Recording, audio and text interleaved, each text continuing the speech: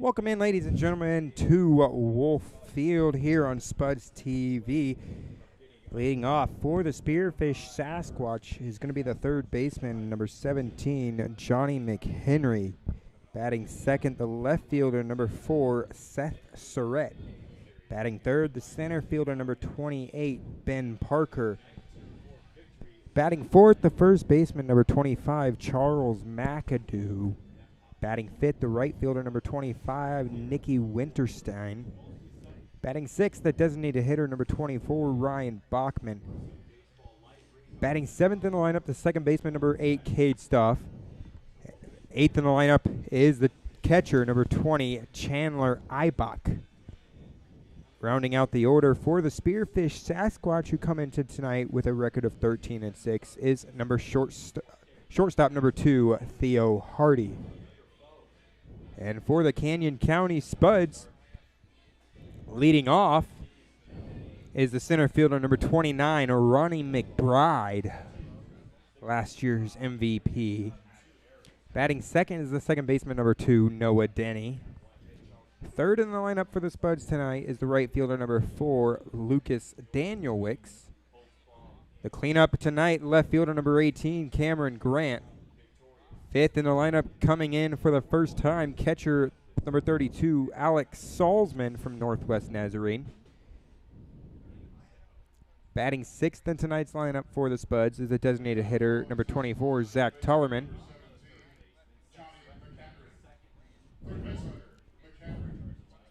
Seventh in the lineup is the first baseman, number 25, Joey Grabanski. Eighth in the lineup, the third baseman, number 1, Bryson Vaughn, and rounding out the order, the shortstop, number 6, Danny Burns. Max Holtzclaw on the mound for the Spuds. First pitch misses for a ball. 1 ball, no strike. Holtzclaw, the 1-0 pitch on its way. Strike at the knees inside. 1-1. Well, Johnny McHenry coming into tonight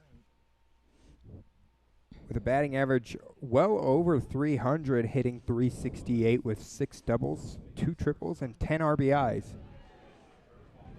Now curveball in there for strike 2. 1 ball, 2 strikes. Well, Max Holtzclaw,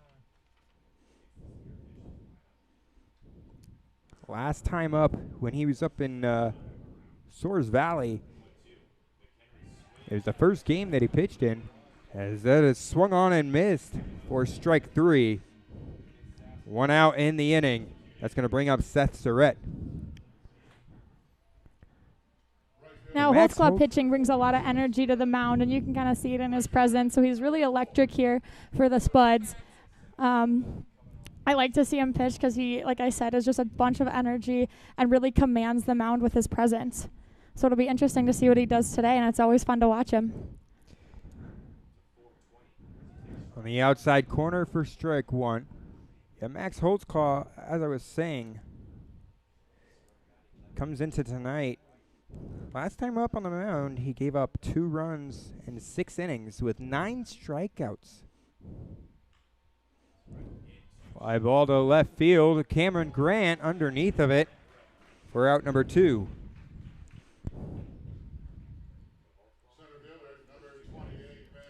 Yeah, as you said there, Santina, Max Holtzclaw, just a character of a guy.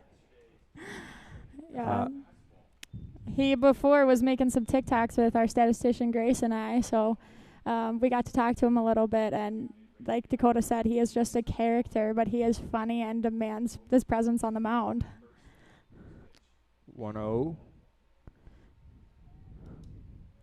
to Ben Parker. He comes in with a batting average at .386 with 7 doubles, 2 triples, 23 RBIs, and 11 walks. The outside corner, low and away, 2-0.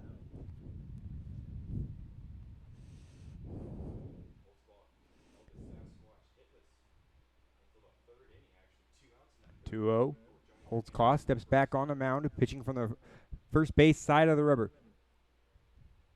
Comes set and delivers a 2-1. Ground ball up the middle for a base hit. 2-out single for Ben Parker. First baseman number 21, Charles McAdoo. First baseman, McAdoo. It's going to bring up Charles McAdoo.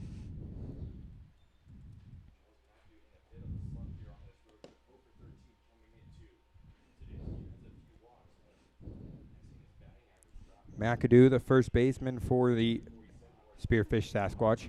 Popped up into shallow center field. McBride coming in. He'll be there to make the catch, and that will end the inning as the Spearfish Sasquatch leave a man stranded over on first base. We head to the bottom of the first. It's going to be McBride, Denny, and Danielix due up for the Spuds.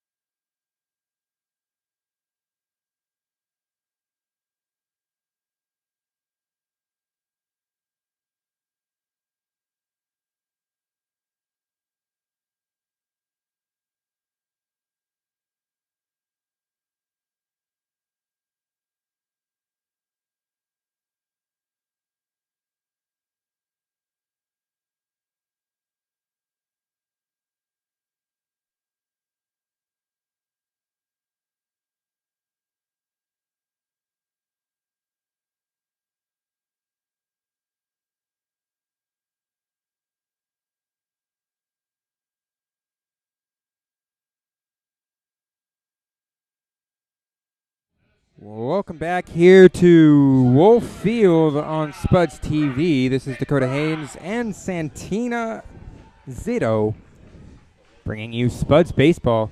Leading off the inning for the Canyon County Spuds is going to be the center fielder, number 29, Ronnie McBride, last year's MVP. Well, Santina, what can we expect out of the Spuds hitters tonight? So just comparing the two teams, Spuds are averaging .242 on the season with 29 doubles, 3 triples, and 12 home runs. Danielix and Gabransky tied at 2 apiece. And for RBIs, we have 124. Where compared to the Sasquatch overalls, they're a little bit higher for batting average. There's .328 batting average. They lead in doubles with 47. 12 triples, but we are both tied in home runs, and they have 163 RBIs. The thing we do lead the Sasquatch in is we have 141 walks. Broken bat fouled off to the right side. Ronnie McBride stays 0-2. You know, Dakota, I've said it before, and I'm going to say it again. We need a broken bat award. And I'm going to start a tally tonight of how many broken bats. And Ronnie McBride starts with 1. Oh, our statistician Grace is on it. She's got our broken bat tally. We need a name for our award. Dakota, what are you calling it? I don't know. We'll work on it. Yeah. By the end of the season, we'll have one, and we'll get them like a broken bat, and the two of us will sign it. And it'll be from us. And then our statistician Grace and our marketing interns, Zach and Bo, can also sign it. Well, Luke Danielix, third in tonight's lineup. Last night he went 1 for 2 up in Spearfish. 19-hour drive to get back to Caldwell. Ground ball to the left side of the infield. A diving third baseman. McHenry can't get to it. That is a leadoff single for Ronnie McBride. Already in his first at bat, Ronnie McBride is hitting 1,000, so he does lead the Spuds in batting average as of right now, this moment. Well, they don't call him Mr. Excitement for no reason. Yeah, I'm pretty excited after that one, hoping Noah Denny can keep it going a little bit. That's going to bring up the second baseman, number 2, Noah Denny. First pitch to Denny. Fly ball to center field. Underneath of it, Parker. He's there to make the catch. 1 down in the inning. Lucas Danielwick's coming to the plate now, the right fielder for the Spuds here tonight. Danielwick has moved around in the lineup the past couple games. He's been batting second, first, and third in the lineup. Tonight here he is third, but also moving around in the field. He has played catcher, first base, and outfield for the Spuds. Definitely one of our most versatile players, both. Throw over to first, gets away from the first baseman, McAdoo. Ronnie McBride rounding second, headed to third, and he slides in there safely. On the throwing error, now a runner in scoring position for the Spuds as they look to take the lead here early in the game. It was a great job by McBride to realize as he was rounding second that the first baseman, McAdoo, was still nowhere near the ball. So he recognizes that, kind of picks up a little speed and slides headfirst into third. So good job by McBride and just the overall great base running. One interesting thing here tonight, Dalen Dobich over there on third base. First pitch to Danielwick's fouled off to the left side. Yeah, it looks like our first base coach is Gary Grosjean. I was going to say a stand-in pitcher. That's Grosjean over there in the first base batter's box. Fouled off to the right side, out of play. Now 0-2 on Lucas Danielwick. Danielwick comes into tonight with a batting average over 300, hitting 324 on the year. He hit 317 for Mesa Community College.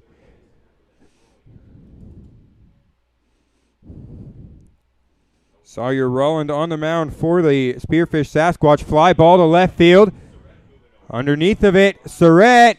Here comes Ronnie McBride into score, slides, but he doesn't have to. As the Spuds strike first. An RBI sacrifice fly for Lucas Danielwick. Great job by Danielwick to elevate the ball and get it enough in the air and deep enough to where Ronnie McBride can go back. And McBride with a lot of speed. He's already shown it off with the throwing error and now with the sac fly. So great job by both the base runner and the Spuds hitter. Cameron Grant now comes up to the plate. Nobody on for him. Grant coming into tonight hitting .260. His batting average has dropped over the last 5 games. Just 1 for 16. Inside for ball 2. 2-0 on Cameron Grant.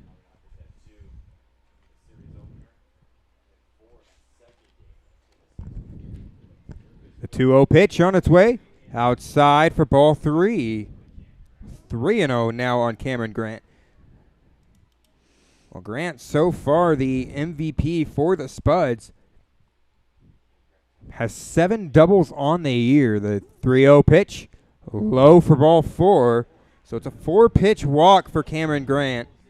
That's going to bring up Alex Salzman. Salzman joining the team tonight.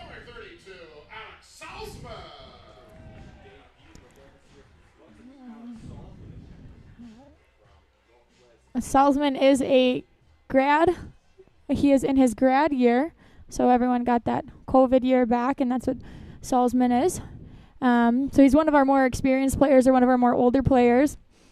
I think it's going to be good to bring him in just to maybe teach some of the younger kids how to stay composed. And he should be really good for us. That one misses low for ball 1. Well, Alex Salzman, as you said, a grad. And therefore a strike. Well, Alex Salzman this year for Northwest Nazarene hit .272.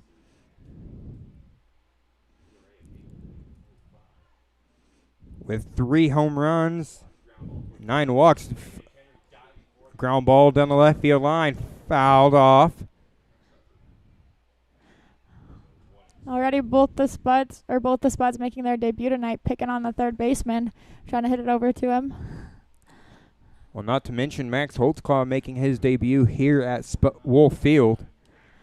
Yes, he got home and got right on the bus for their Spearfish. When they went up to Spearfish and went up to Minot.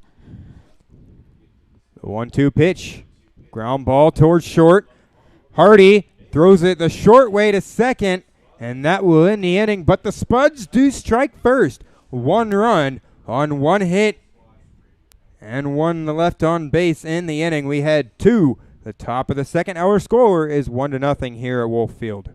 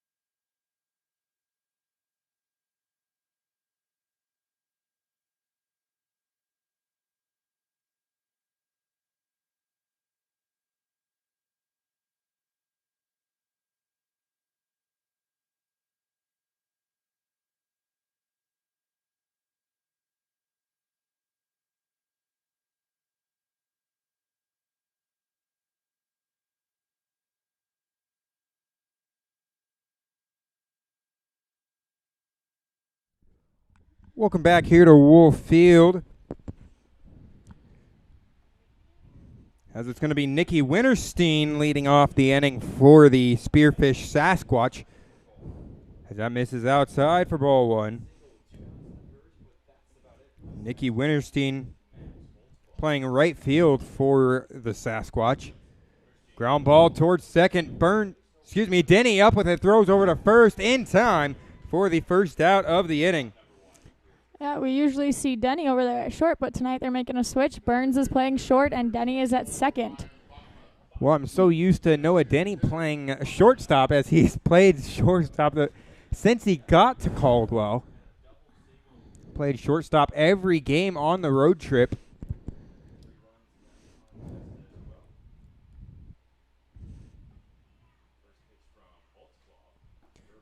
Holtzclaw, a curveball in there for a strike. 0-1. Ryan Bachman at the plate now. DH for the Sasquatch. Bachman coming in hitting .315 on the season. As that swung on and missed. 0-2 to Bachman. Well, Max Holtzclaw had 9 strikeouts in 6 innings the last time up for the Spuds.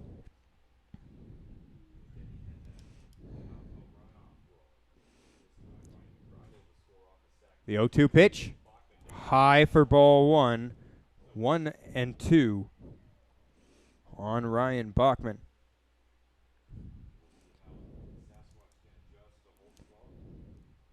Well, it was on June 13th, a 10-6 loss against Spearfish. As that is swing and miss in the dirt. Alex Salzman throws down to first to get the second strikeout of the night for Max Holtzclaw. That's going to bring up tonight's beer batter, the second baseman, Cade Stuff. So for those of you listening who don't know what the beer batter is, every night the Spuds pick up new batter, and if they strike out, pub beer is half off. So the fans always get a little bit rowdier when the beer batter comes up hoping to get some cheap beer. Swung on and missed. 0-1 on Cade Stuff. Well, Cade Stuff coming into tonight hitting .302. He has 4 doubles and a triple with 11 RBIs, 12 walks, and 17 strikeouts on the season. Misses outside for ball 1. 1 ball, 1 strike.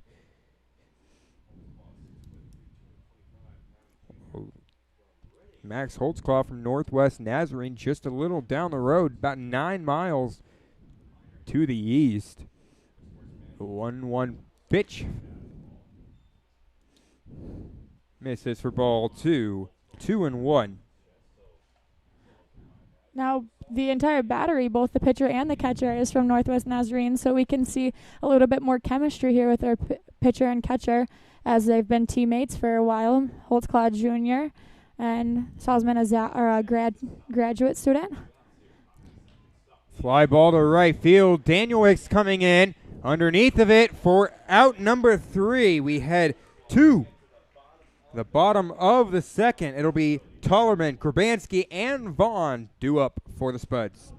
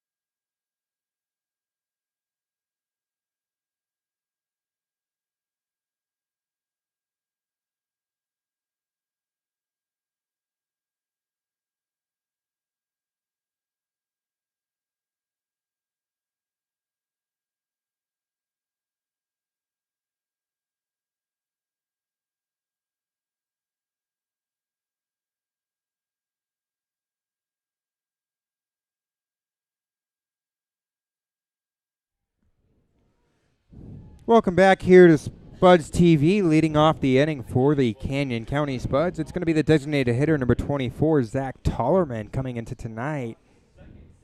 Tollerman, one of the best bats in the lineup, hitting .338 with 1 double, a triple, and a home run. Takes the first pitch outside for a ball. Now outside for ball 2. 2-0 on Tollerman. Now, Tollerman's going in with a little bit of a hot bat. He's had 2 games now where he's recorded 4 hits in 1 game. The first coming on June 6th, and the second more recently in the 11-17. In the 17-12 win against Spearfish, he was 4 for 5. On the field right now, chopped up, hit the plate first, and then bounced over towards third. The umpire's meeting right now. The home plate umpire called it a foul ball, but the first base umpire let it play out, see what they rule it, and they're going to call him out.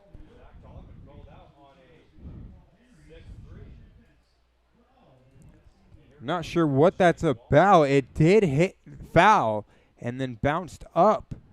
I think Tollerman's looking at his foot, pointing to his foot with the bat, saying it went off his foot. I can clearly see Tellerman and our head coach not very happy with that call. Oh, and they're going to call him out. Well, that's an unfortunate one there for Zach Tollerman, as that's going to bring up Joey Grabanski. Grabanski coming to tonight with a 2-game hitting streak. He has 2 home runs on the year.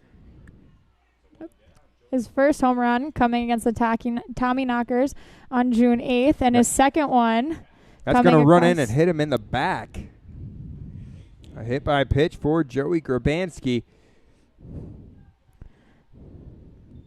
Back-to-back innings that runners have reached base.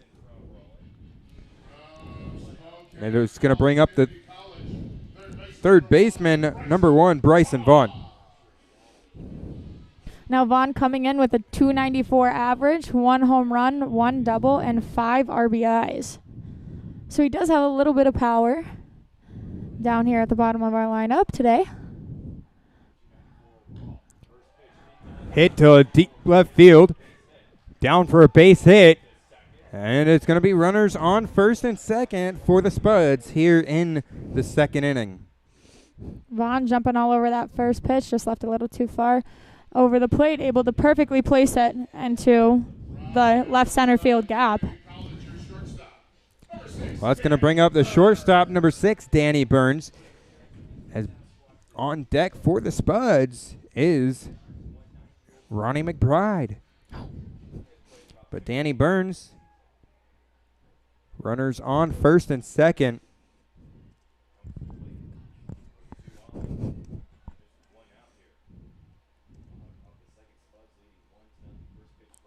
Inside for ball 1. 1 ball, no strikes. Danny Burns coming into tonight hitting .190 on the year. Has 4 hits and 21 at-bats. He does have 3 RBIs on the year. Outside for ball 1. Excuse me, ball 2. 2-0 now on Burns.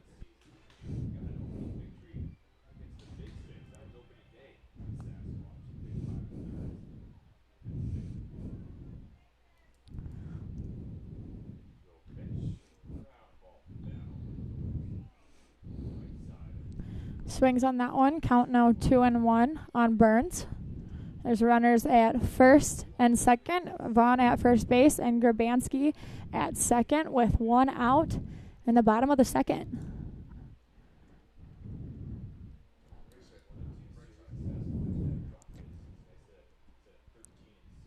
Two-one pitch on its way. Down, ground ball down the right field line, fouled off. Now 2-2 on Danny Burns.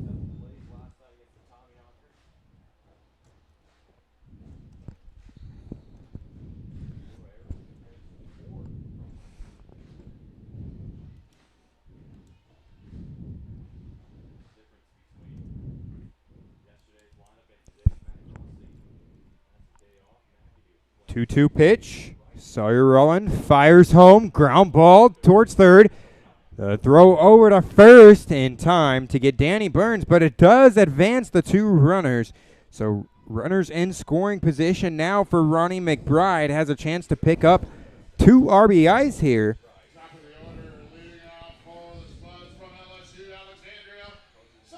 Well, Ronnie McBride coming to the Spuds from LSU Alexandria. He was last season's MVP. McBride last year playing for the Fremont Moo. Yeah, where our head coach and assistant coach were both assistant coaches last year, bringing in that championship experience. Misses outside for ball 1. It's good for the Spuds to get a couple of our older players here, show some experience, and hopefully get a spark plug going. Well, 2 outs in the inning. Misses McBride for ball 2. 2 balls and no strikes.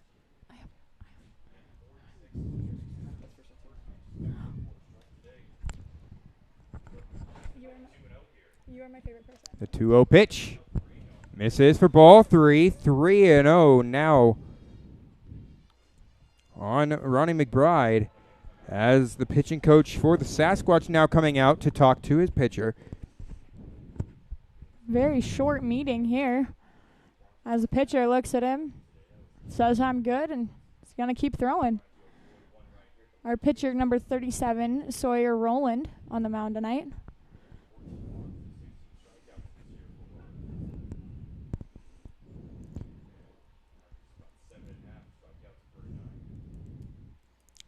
Three-0 pitch on its way. A breaking ball in there for a strike. 3-1 now to Ronnie McBride.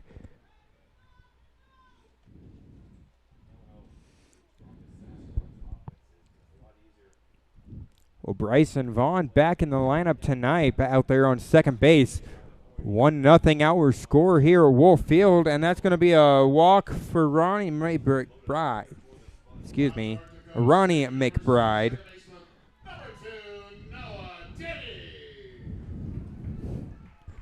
Denny coming into this game hitting just over 200 at 238 with 1 home run, and boy, would it be a good time for him to pick up his second right here with bases loaded. Yeah, the bases are juiced. Grabansky over there on third, Vaughn out there on second, and McBride on first.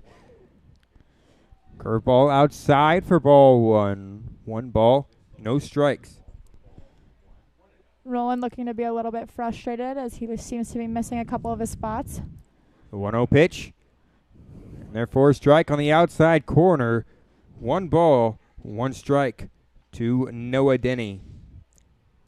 Denny coming to the Spuds from North Dakota State. The 1-1 pitch. Fouled off behind home plate. 1-2. Now to Denny. Bases loaded. Daniel Wicks would be on deck. He had an RBI sacrifice fly to left field the last time up. It was back in the first inning. He scored McBride on that play. The 1-2 pitch on its way. Ground ball towards short. Third baseman to throw across the diamond in time to get the final out, as that will retire the side. We head to the top of the third, where it's going to be Ibach, Hardy, and McHenry due up for the Sasquatch.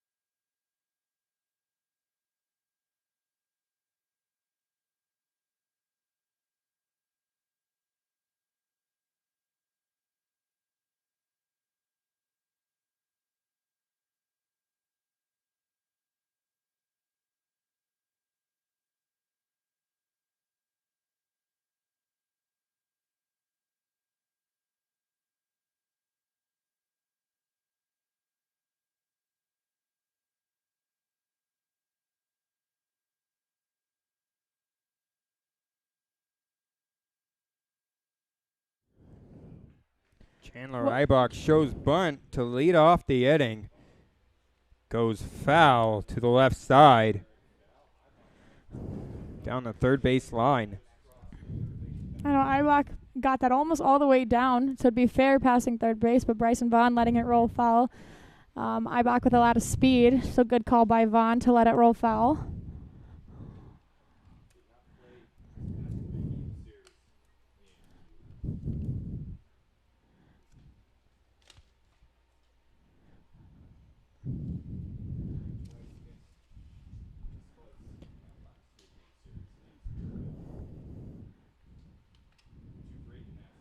The 0-1. And there for a strike, nothing in 2, and now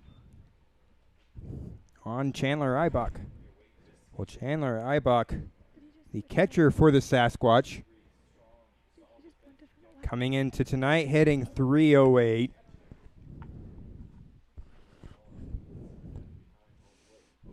The 0-2 pitch, fouled off to the left side. Oh, they're not calling that a foul ball. They're calling it a drop third strike. Well, it will be a strikeout for Max Holtzclaw, his third of the night, but the runner does advance.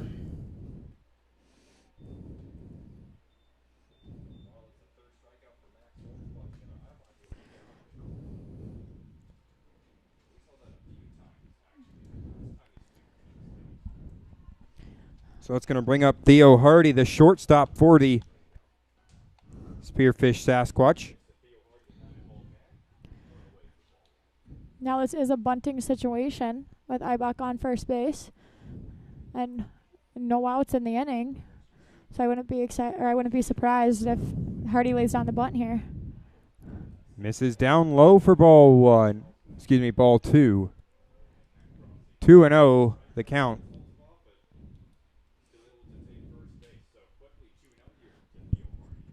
So Hardy, a 2-0 count. Holtzclaw comes set and fires home. A strike on the outside corner, 2-1.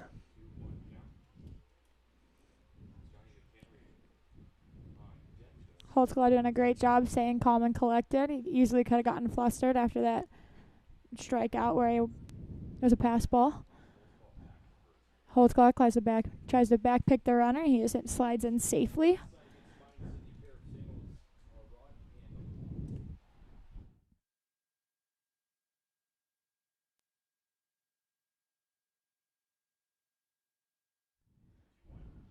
Two 2-1 pitch.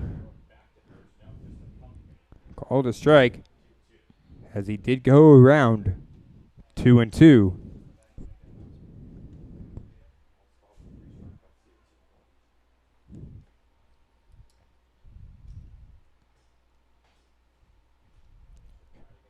Two pitch. Holds clock. Comes set.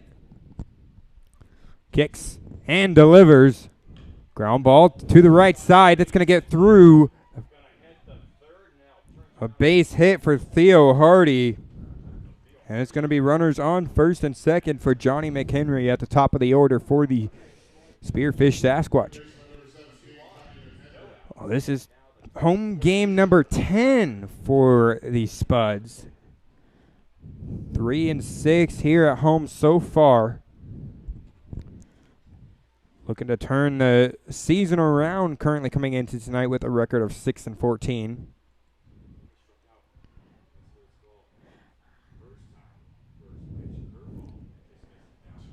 Misses down low for ball 1. 1 ball, no strikes. Well, Johnny McHenry once again coming into tonight hitting .368.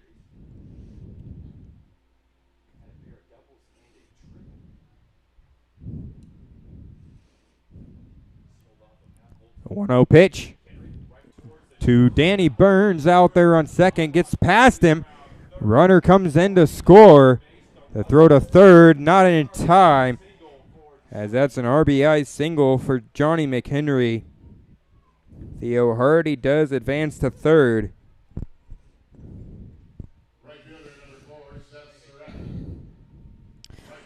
Dakota, you mentioned that we're back home again. I think everyone's excited to be home. I think every intern, both Dakota and myself, our owner Jeff, we're excited to have a little bit of a home game stretch after the boys were gone on their 8-day road trip through North Dakota and South Dakota. Well, I normally go on the road trip with the boys, but I'm excited to be back with the boys here tonight, as I did not go on the road trip to Spearfish in Soares Valley, as that is popped up into foul territory. Bryson Vaughn makes the play. 1 down in the inning.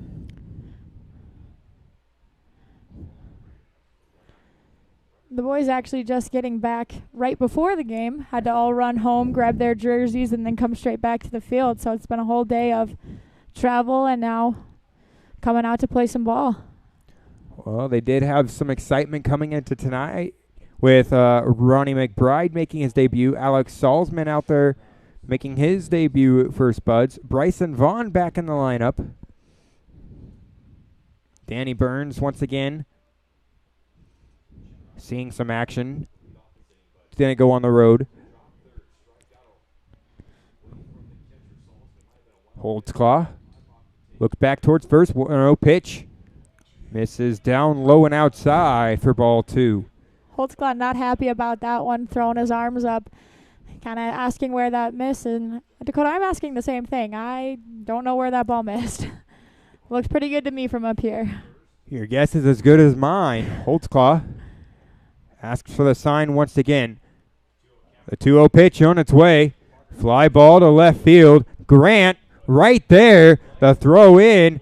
Cut off by Bryson Vaughn. And no throw home.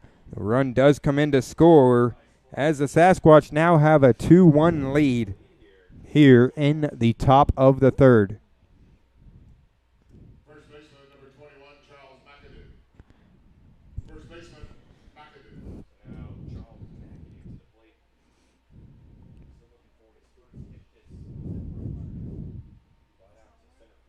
That's going to bring up Charles McAdoo, the first baseman for the Spearfish Sasquatch. Yanked to the left field line, fouled off. 0-1. McAdoo flied out to center field in the first inning to leave a runner stranded.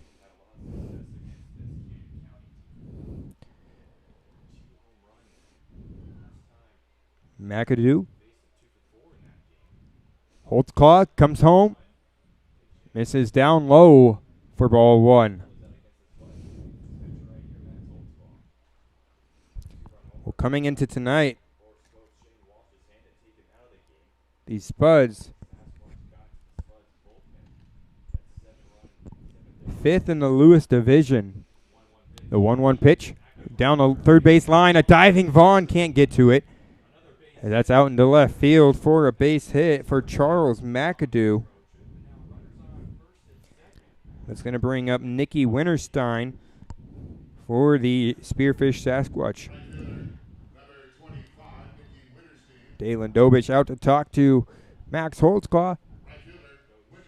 Just to settle him down, it's the third base hit that he has allowed here in this inning. But Max Holtzclaw, one of the better starters here on the roster for the Canyon County Spuds.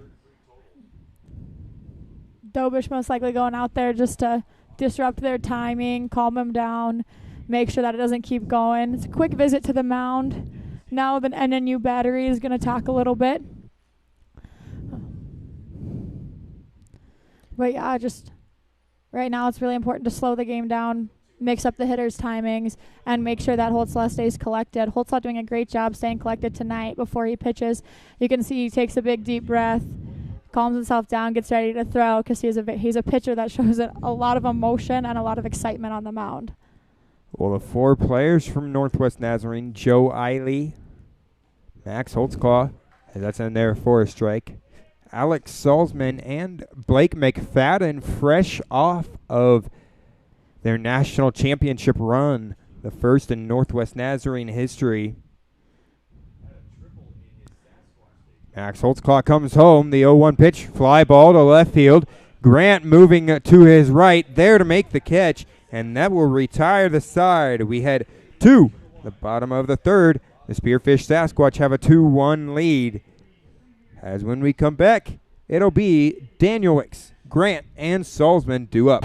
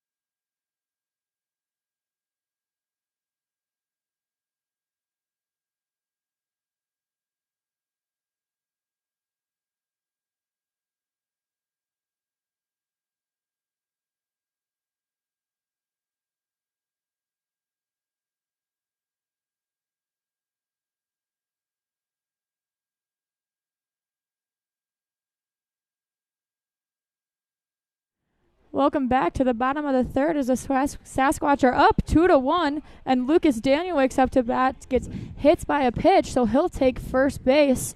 And just like that, the Spuds have their first base runner on in the bottom of the third. Well, that's going to bring up Cameron Grant, the left fielder for the Spuds. Cameron Grant, last time up, had a walk with 2 outs in the inning. That was back in the first. Cameron Grant coming into tonight hitting .260. Salzman on deck. Rollin fires home, swung on and missed by Cameron Grant. Big swing there by Grant. He was looking to get a hold of that one. Now, Grant is a very aggressive hitter, and he does like to swing the bat, so we can expect a lot more of big swings from Cameron Grant. The 0-1 pitch on its way outside for ball 0-1. 1 ball, 1 strike. Grant does come into this game with 8 doubles, 1 triple, and 1 home run, so he does put up a significant amount of our power. He also has 13 RBIs on the season. The 1-1 pitch, line drive to the shortstop. That's out number 1. Good contact there by Grant, but if it was just 2 inches higher, the jumping shortstop out of Hardy might have not missed that, grabbed it just a little bit too much in his reach, but still a good piece of hitting. That's going to bring up Alex Salzman, the catcher for Northwest Nazarene. Playing here for the Spuds the first time tonight. Last time up, he grounded into a fielder's choice 6-4. Got Cameron Grant out at second. Misses for ball 1. 1 ball, no strike. Salzman still looking for his first hit as a Spud. Hit .272 for Northwest Nazarene.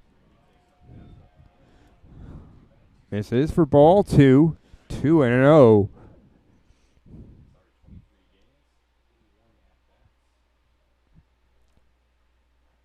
Salzman.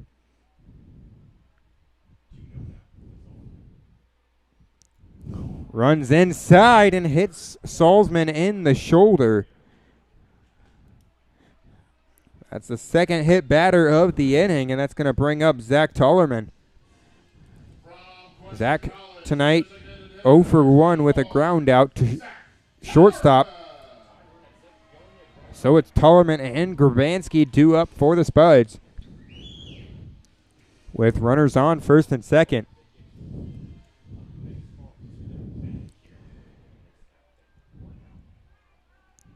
Zach Tollerman had the night off last night. Didn't even come in late in the game. That's a fastball down low. 0-1.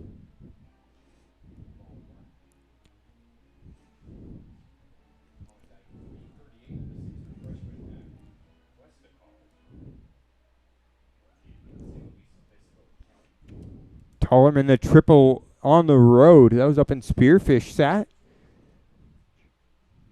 Second time the Spuds had gone to Spearfish.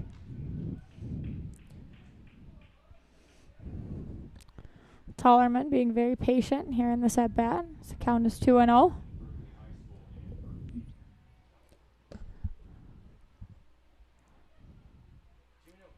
Two-0 pitch on its way. Runs inside, ball 3. 3-0. Now time called is going to see a couple position players go to the mound. Talk to the pitcher, Sawyer Rolland.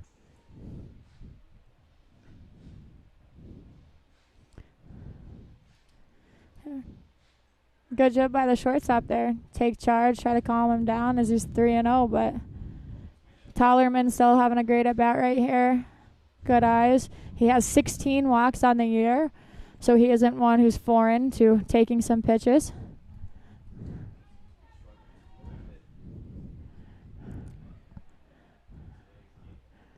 Rollins struggling a little bit. 2 hit by pitches in this inning, and now behind 3-0 on this on Tollerman. The 3-0 pitch inside for ball 4, so it's going to be bases loaded now for Joey Grabanski. Now Joey Grabanski does have 2 home runs on the year. First baseman, number 25, Joey Grabanski. Now bases loaded, all on free passes. 2 hit by pitches, and now Tollerman on the walk.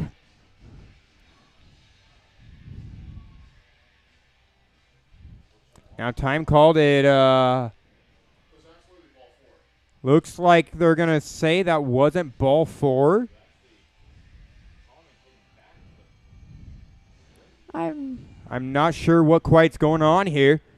No, me either. I'm confused. I think the pitcher's fighting for that was only 3 balls, but I had 4 balls up here.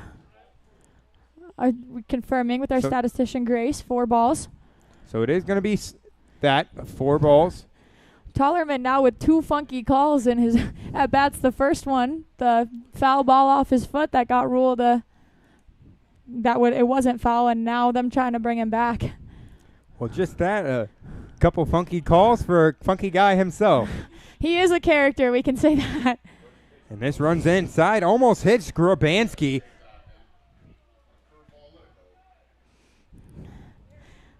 I know Grabanski kind of leaned out of that one. Maybe should have leaned into it, Ward a little bit. The 1-0 pitch, a strike on the outside corner. 1-1.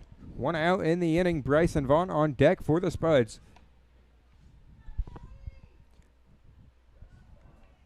Grabanski, first baseman for the Spuds. Hit by pitch the last time up. Swings and misses at this one, 1-2. Grabanski looking to swing for the fences. Just needs a base hit right here. That'll score a couple runs. 1-2 pitch on its way. Fly ball to center field. Going back is Parker. Oh, down on the warning track. 1 run comes in to score. Here comes Salzman in to score. Tollerman held up at third, and the Spuds have the lead. A 2-run double for Joey Grabanski. How about that? The Spuds, after giving up the 2 runs, come back and take the lead. I take back what I said earlier. Really glad that pitch did not hit him. So I know Dakota and I up here, as a ball was hit, kind of standing up in our chairs thinking it's going to leave Wolf Field, but it stays in, a double. Grabanski showing off his power, and now Spuds are up.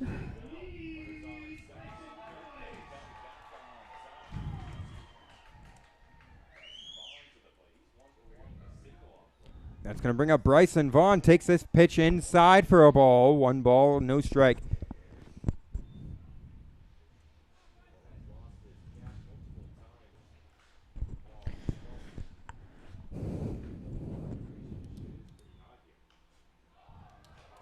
Popped up and out of play.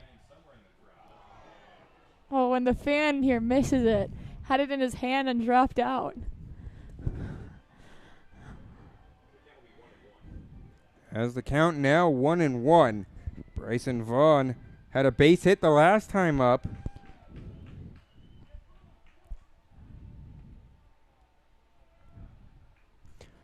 Well, folks, just to remind you, you can donate by giving a shout out.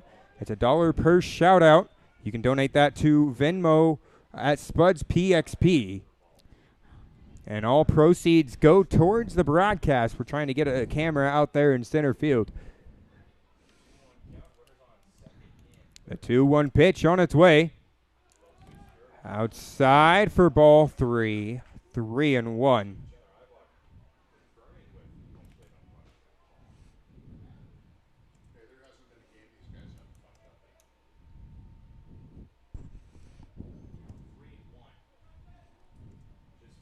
The 3-1 pitch on its way.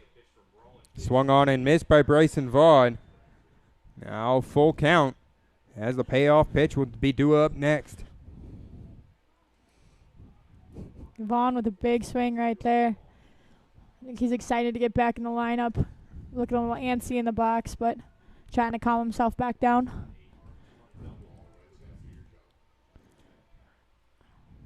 3-2 pitch on its way. Runs inside, and that's going to load the bases once again for the Spuds here in the inning. The second time, and the fourth free pass here in the inning for the Spuds. It's going to bring up the shortstop, Danny Burns. I don't see anyone warming up in the Sasquatch bullpen. There's no movement down there, but the coach now coming out to the mound. Well, looks like there was. He's bringing someone in. We will have a pitching change. And with that pitching change, we will be right back in just a few seconds.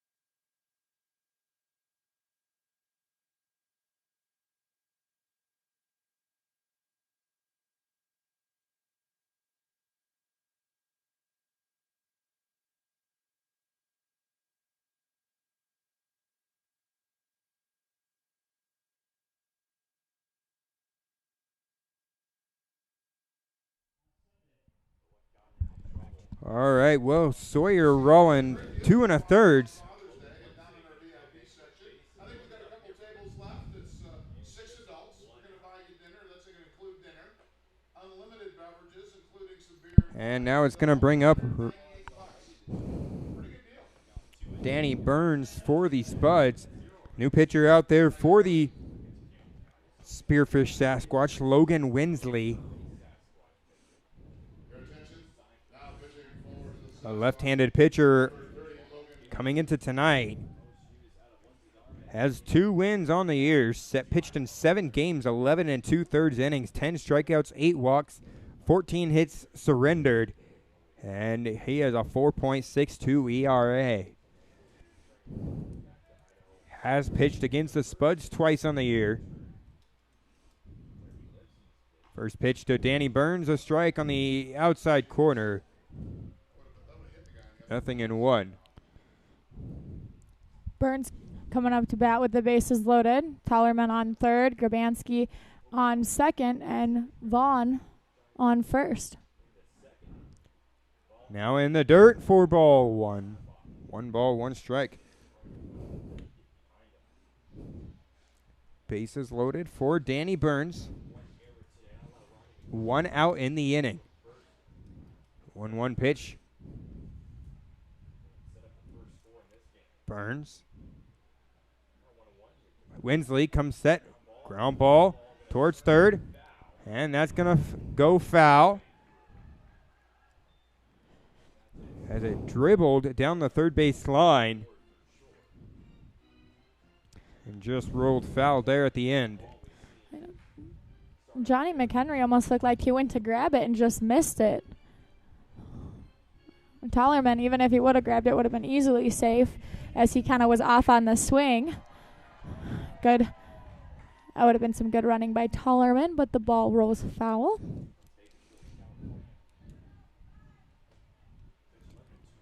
The 1-2 pitch. Winsley Looks in. Now comes set. To Burns, the 1-2 pitch outside for ball 2. 2-2.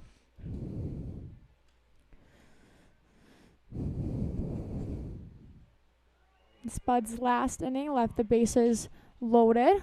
Or last time the bases were loaded, they were left loaded. So Burns trying to sneak in a couple runs. Up high and outside for ball 3. 3-2.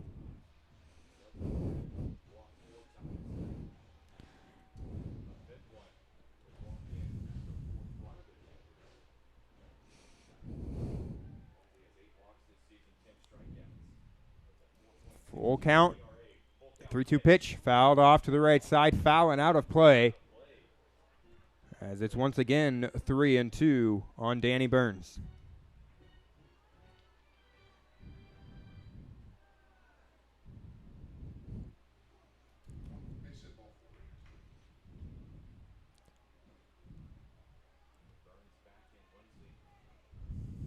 Winsley comes set, pitching from the third base side of the rubber. The 3-2 on its way. Ground ball up the middle. A diving shortstop can't make the play, as he actually does get Bryson Vaughn at second base. So they get the middle runner, but the run does come in to score, and Zach Tullerman, it's an RBI fielder's choice for Danny Burns. And you have to tip your cap to that shortstop, Theo Hardy. He dove up the middle and just gives a little flip. So that's a great play by Hardy. Both of us thought that was through and barely gets a glove on it. So tip your cap to Theo Hardy. Great play. But the run does score on the fielder's choice.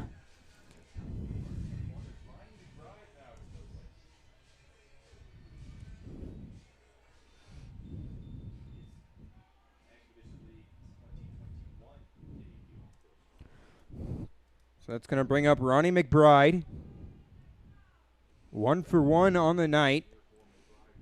Has a base hit and a walk. Throw down to second, not in time, as Danny Burns with a stolen base. Danny Burns before this game was 3 for 3 in stolen bases, so you can make that 4 for 4, as Danny Burns is perfect on his stolen base attempts.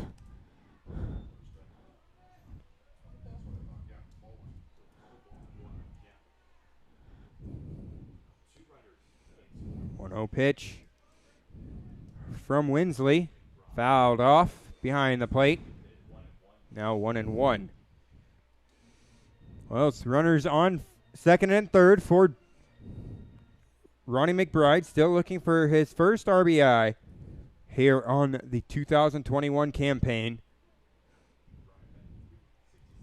making his 2021 debut right here. A 1-1 pitch. Down low in the dirt for ball 2.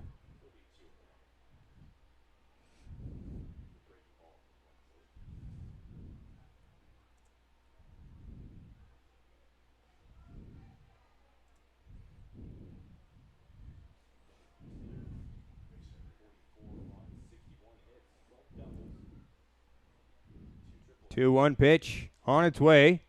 Low for ball 3. 3-1 now to Ronnie McBride. He has one walk, and that was back in the second inning. The 8th man to the plate here for the Spuds.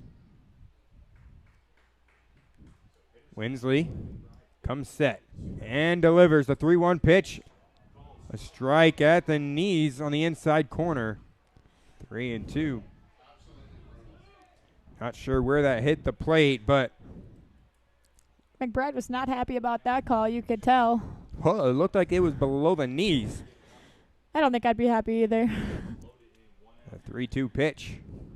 Winsley comes home, and that is outside for ball 4. So it's bases loaded once again for the Spuds, the third time here in this inning. McBride so far perfect for his on-base percentage. 3 for 3 on base, 1 for 1 with a single. Noah Denny comes up to the plate. Out of North Dakota State last time he flew out, the center fielder. Fouls this one off to the right side. Out of play. Spuds lead 4-2 here in the bottom of the third inning. Denny just looking to clear the bases. Noah Denny, the 1-0 pitch, upstairs for a ball 2. 2 balls, no strikes.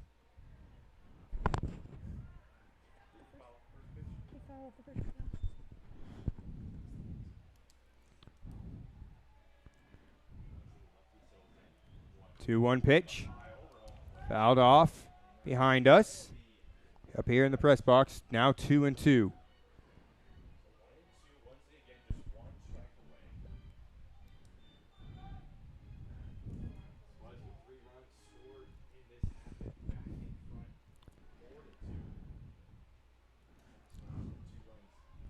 Winsley out there for the Sasquatch. 1-2 pitch. Looks in, gets a sign. Comes set and delivers. The 1-2 pitch. Ground ball down the third base line. And he will step on the bag himself. No, he calls it foul. Oh, it's going to be called foul. That ball pitching or that ball hitting right to the left of the third base. So that will be foul. So now the Spuds have a chance to do, once again, keep the inning alive. Just a base hit over the infield would do it. Denny trying to extend the inning, gets another life. Denny 0 for 2 on the day. 1-2 pitch. Comes set and delivers. Popped up, and this is playable on the infield. The first baseman, McAdoo, is the one to make the catch, and that will retire the side, but not before the Spuds bring across 3 runs in the inning. Max Holtzclaw out there on the mound for the Spuds when we come back.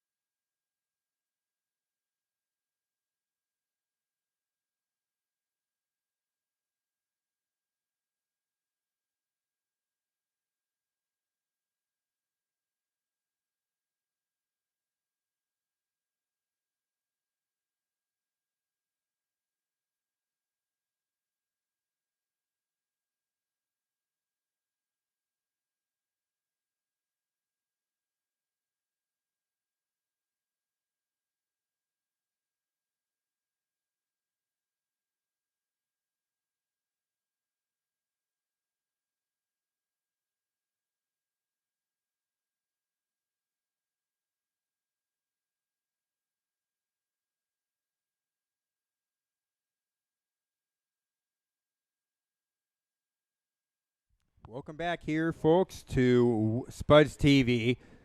In the 4th inning, Ryan Bachman going to lead off. Spuds find themselves up 4-2, as that is going to run in and hit Ryan Bachman. He'll bring up the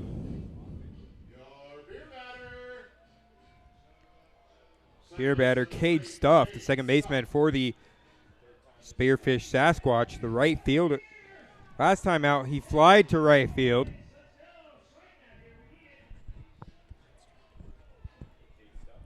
So Cade Stuff playing second base for the Sasquatch tonight. First pitch in there for a strike.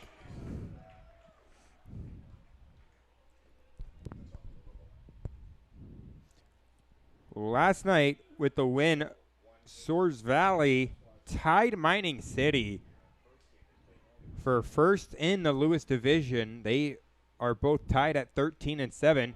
Ball gets away from Salzman, and Ryan Bachman into second with a stolen base.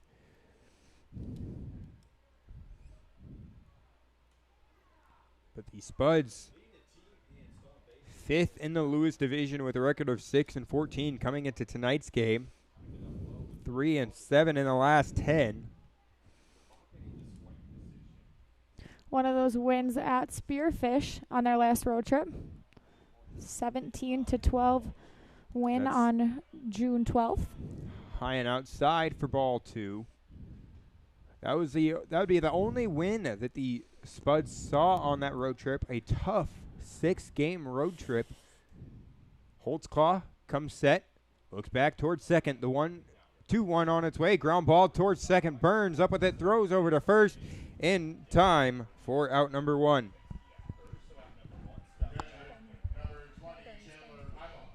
Correction, that's Noah Denny. Keep forgetting that Noah Denny is the second baseman tonight for the Spuds. Danny Burns is short.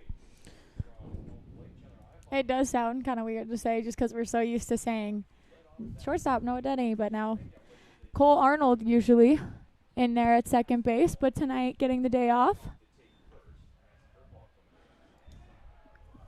Curveball misses inside. Ball one.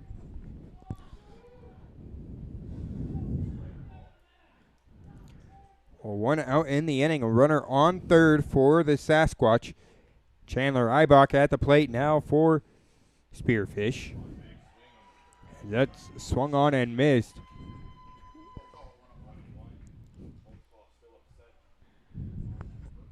Now 1-1.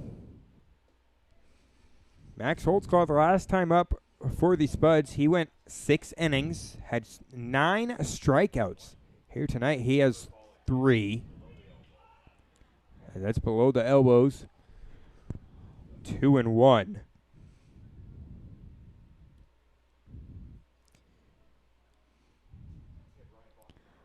Holtzclaw has to be our most animated pitcher for sure. The other ones are a little bit more composed, but it's whatever your style and whatever works. The 2-1 pitch. Fly ball to left field. Cameron Grant coming in. Dives. Can't make the play. As it gets away, 1 run comes in to score.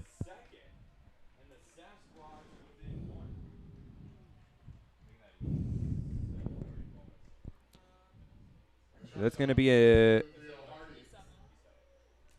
error on Cameron Grant. Grant didn't get a very good jump on that hit, kind of held back a little bit instead of running through it. Had to make a sliding attempt at the end and just couldn't come up with it. And that allows a run to score, and Ryan Bachman. 2-1 pitch, swung on and missed. Now 2-2. Excuse me, 0-1. As it's a new batter, Theo Hardy. Scoreboard not cleared. The 0-1 pitch. Check swing, and home plate umpire says, yes, he did go around. So it's now 0-2 on Theo Hardy. Hardy looks to be fighting with the umpire about that one. But it was his call, and he did go. 0-2.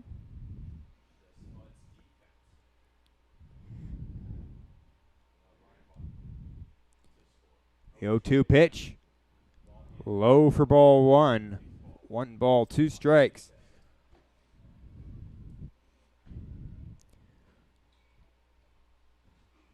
Well, Hardy had a base hit in the 3rd inning. 1-2 pitch on its way. Fouled off to the left side. Now 1-2 once again.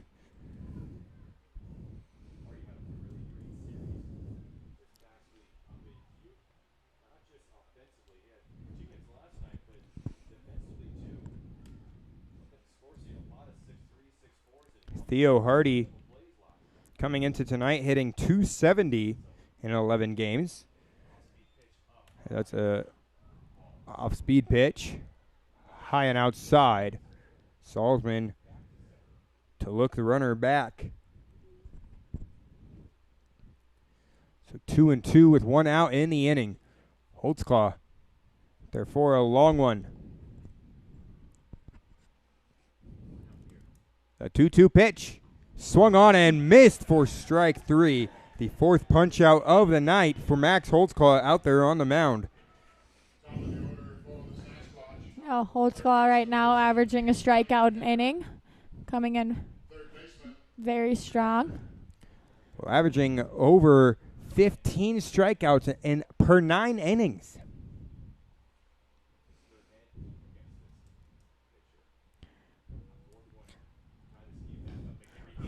Line drive into right field. That's going to get down for a base hit. Run comes in to score. We have a tie ball game. As he is into second with a double, Johnny McHenry. Sasquatch making it interesting, tying it back up. Dalen Dobish coming out to talk to Holtzclaw as he has been out there for quite a while here in this inning. A second long inning for. There has been no activity in our bullpen, the Spuds bullpen, so I think it's just another visit.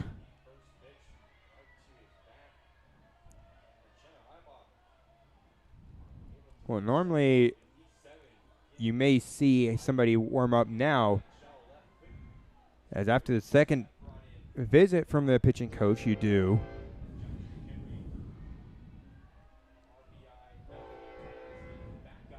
But Max Holtzclaw, well aware of what he's doing out there on the mound, as he was one of the best pitchers for Northwest Nazarene this last year, actually voted the NNU Pitcher of the Year by his teammates. Strike on the outside corner, 0-1 to Seth Surratt. Holtzclaw also one of our older pitchers, more experienced, just in age and number of college innings. A lot of these pitchers coming in either at just finishing their first year of community college or going into community college. And so Holtzclaw, a junior. That pitch will not count. The called time. Well, we actually have someone coming in to Northwest Nazarene this next year, and that's Henry Clark. We don't think we'll see him pitch tonight, but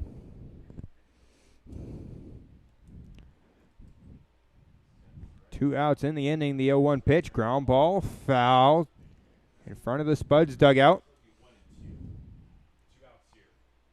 as it's now 0-2. Johnny McHenry out there on second. He had the RBI double for the Sasquatch to tie it up.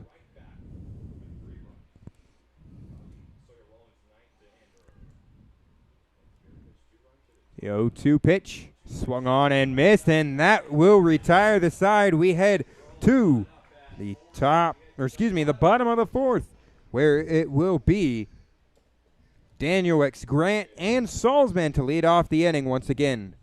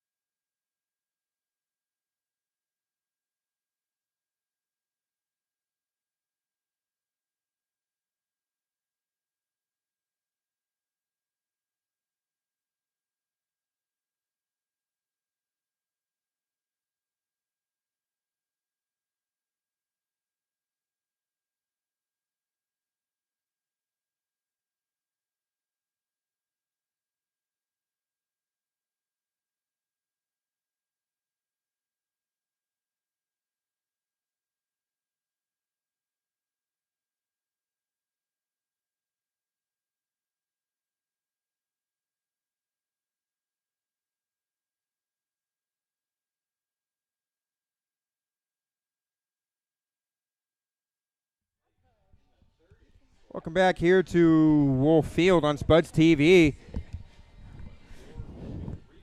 It was the entire lineup that came up to the plate the first time, or in the third inning. Lucas Danielwick's leading off. As that's high and outside, ball one. 1 ball, no strikes. Well, Lucas Danielwick's the right fielder for the Spuds. Misses ball 2, 2-0. Danielwick's has been a catcher, first baseman, and center fielder and right fielder for the Spuds. Those are the 4 positions that he has played here early on in this year. The 2-0 pitch, a strike. I hope he gets to play every position. I hope at one point we see Luke Danielwick just play every single position so he can say he's the only Spud to do it. He would be the one to do it too. Probably our most versatile fielder. Swinging, popped up high. Into the stands. Oh, and a fan misses it again. No. Our fans are 0-2. 0 for 2 on tonight with foul balls. Oh, but that's cute. We have a Little League team in our stands, and he recovered the foul ball, so he's really excited about that one. Probably going to get it signed by our players after the game.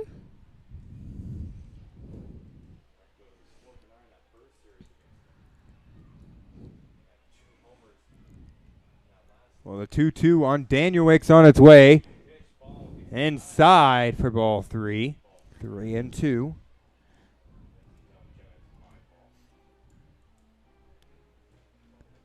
Danielwick's tonight had a sacrifice fly in the first inning.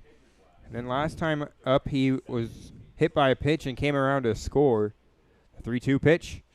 Misses outside for ball 4. So back-to-back free passes for Lucas Danielwick. That's going to bring up Cameron Grant. Danielwick tonight yet to record an at-bat.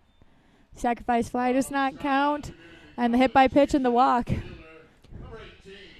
Yeah, Lucas Danielwick last night had gone 1 for 2.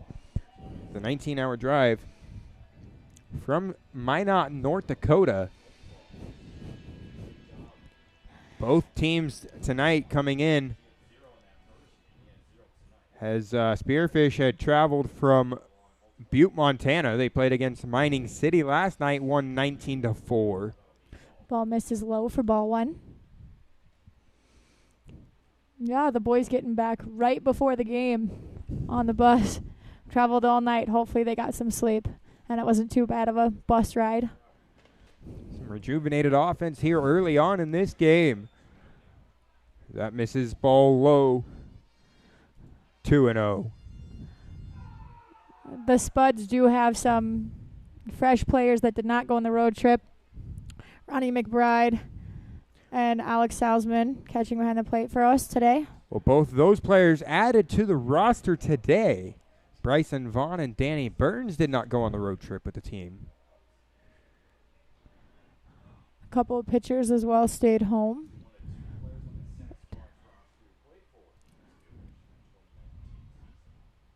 Cameron Grant.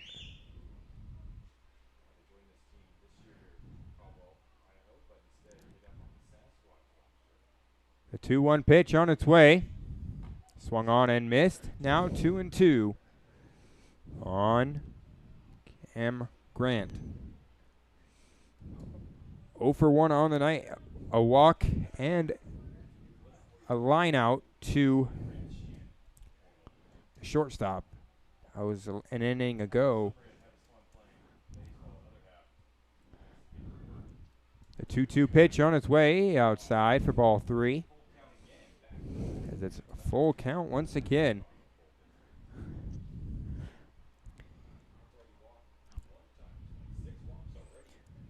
Well, last night, the Spuds almost came back against Soares Valley. The 3-2 pitch. Broken bat, I believe. Line drive to the shortstop.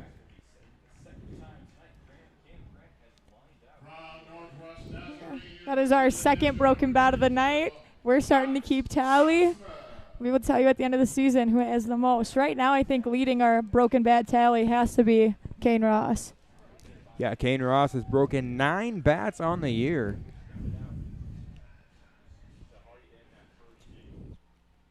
And that's going to bring up Alex Salzman, still looking for his first base hit here as a Spud.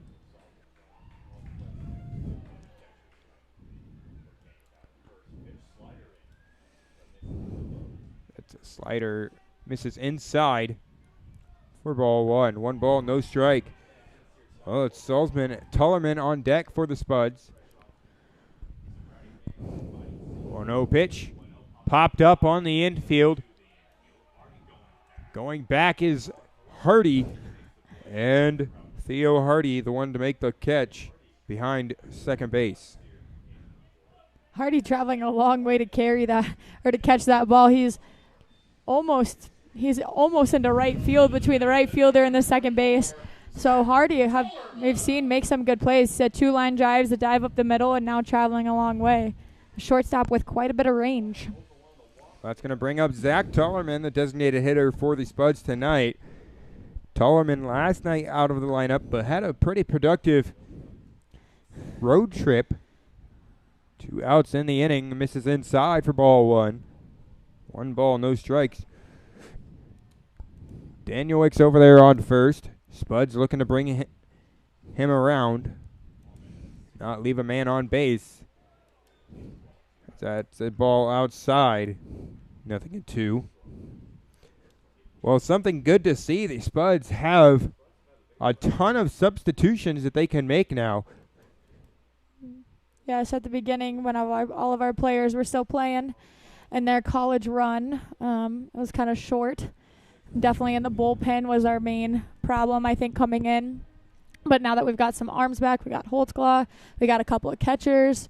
So it was always good to have arms and have fresh legs and fresh players, especially when they're on the road a lot. Daniel Wicks off to second, and he is going to be out at second, and that will end the inning. We head to the top of the 5th. It's going to be Ben Parker, Charles McAdoo, and Nikki Winterstein for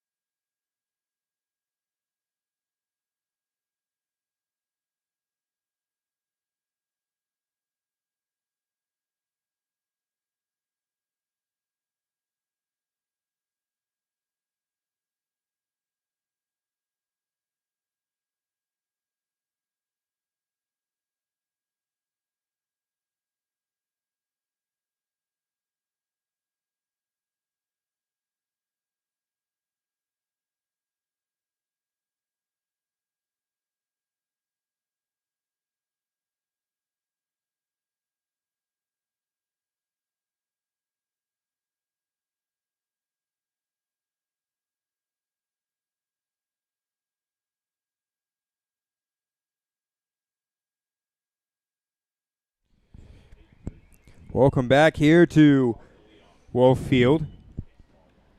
As this misses inside for ball 1.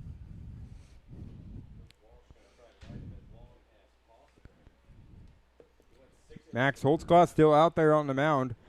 There does look to be some movement there in our bullpen. I've not gotten a number yet. It looks like some pitchers are starting to make their way down. Well, that's fouled off to the left side. Now 1-1.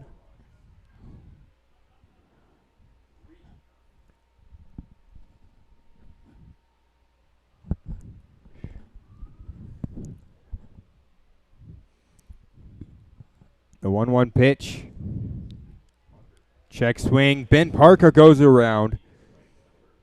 Now 1-2. Last time up, the Spearfish Sasquatch brought 2 runs to the plate.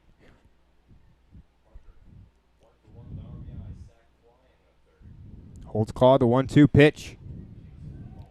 This is inside for ball 3. Excuse me, ball 2. 2 balls, 2 strikes on Ben Parker. Coming into tonight hitting .386. He's 1 for 2 on the day. The 1-2 pitch, ground ball towards third. Vaughn, a dart across the diamond in time to get Ben Parker. I think Vaughn has to be one of our most fluid infielders. He is just so smooth as he comes through balls on the infield. Well, seeing him play 3 positions on the infield. The only position that he hasn't played is first base.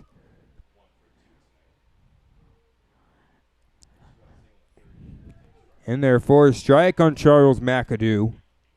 I would like to see one Spud play every position. I just want one. I think if anyone could do it, it'd probably be Daniel Wicks, but Vaughn might be in there. Well, I think he could play every position except for catcher. Yeah. But Daniel Wicks, he could do it. The only one Daniel Wicks is my question is Daniel Wicks on the mound, but yeah. Maybe we switch him and Vaughn. We let Vaughn catch and we let Daniel Wicks. I don't think we have anything to do with the starting lineups, but maybe if we had say. You'd have to ask the owner about that one.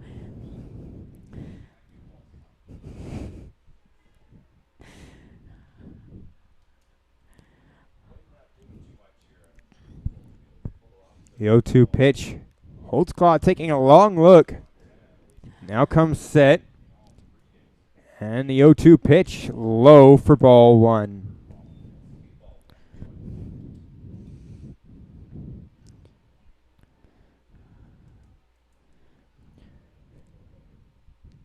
Well, the weather at first pitch tonight, 90 degrees. Ground ball towards third, foul. Just a reminder, Wolf Field is all turf, so when it's 90 outside, it's significantly hotter on the turf for the boys, so they're probably feeling the heat a little bit. No wind tonight, though, which is nice. Balls are played straight up on the outfield. At least not a big wind gust. Got about 6 miles an hour to the northwest. Flag's not moving out there much in right field. It's always nice as an outfielder. The 1-2 pitch. Ground ball towards third. Vaughn, a dart across the diamond for the second time. Vaughn pointing over at his first baseman, Grabansky, as he scoops it, makes a good play. Giving a little love to his first baseman, which is always good to see his teammates. Well, Joey Grabansky, definitely the best defensive first baseman on the team for the Spuds. I would have to agree. As he has made some fantastic,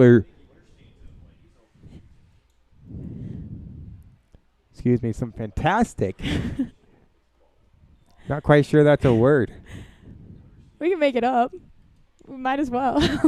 It's our live stream, right? We can. That is correct. 1-0 pitch.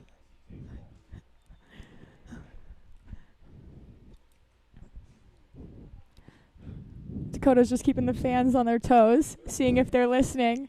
If you are listening, you can comment who you're watching for or where you're watching from so we can see who's in our live stream. As that is swung on and missed. Now 2-1 on Nikki Winterstein. Well, the score here at Wolf Field, 4-4 here in the 5th inning.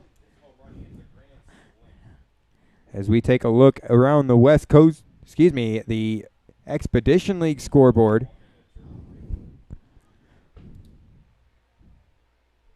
3-1 as that ball misses low. The Casper Horseheads currently beating the Mining City Tommyknockers 7-2 in the bottom of the 4th at Three Legends Field. The Badlands Big Sticks beat the Fremont Moo 8-6 just a bit ago.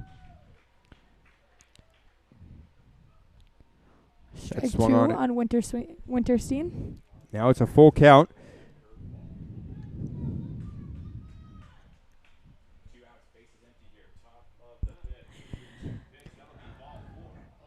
Oh. Is that misses for ball 4? Where that missed, I don't know. Holtzclaw was... Vaughn coming into Holtzclaw to try to calm him down, tell him it's okay. Vaughn doing a good job taking command and calming him down. We've talked about many times how Holtzclaw is, I would say, our most emotional pitcher in the sense that he shows the most emotion on the ground, on the mound. We have a couple pitchers that stay very composed, but I think Holtzclaw has to be one of the funnest to watch.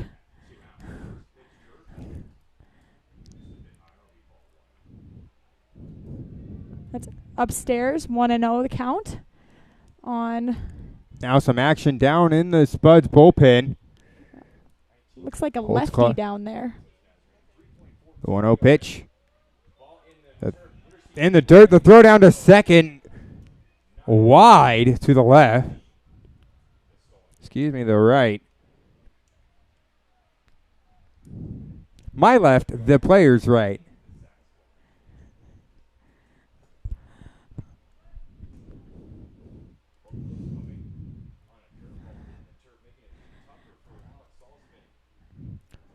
Now 1-1. 2 outs in the inning. The 1-1 pitch from Holtzclaw. Ground ball down the third baseline, foul.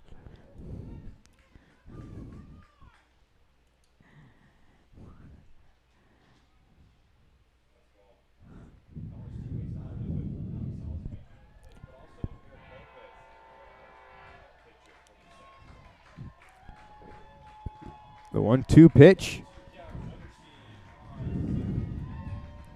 2 outs in the inning. Holtzclaw comes set, looks back towards second. The 1-2 pitch fires home, grounded foul to the left once again.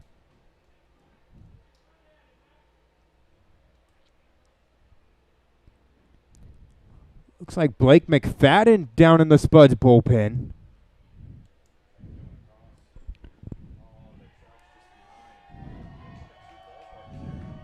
I looked over towards Jeff Dovish, our fantastic owner, and he nodded yes.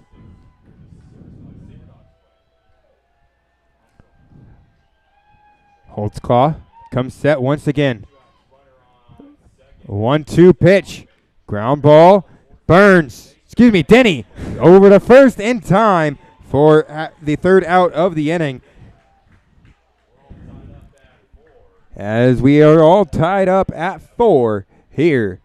Heading into the bottom of the 5th. It's going to be Tollerman, Grabansky, and Vaughn due up.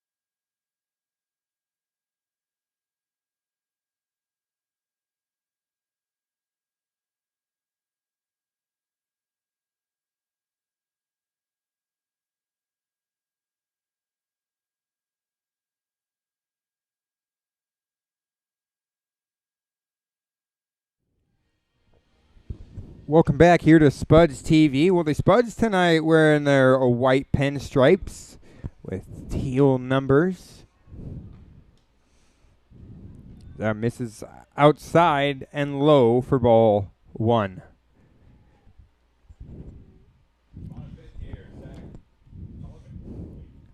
Tollerman comes up to the plate for the second time in consecutive innings. Last time up, he didn't record an at-bat, as it was Lucas Danielewicz that was caught stealing to end the inning. 2-1, ground ball towards short. The throw across the diamond in time to get Zach. Charles McAdoo making a good pick over there at first base as the throw by Hardy was in the turf. Well, that's going to bring up Joey Grabanski.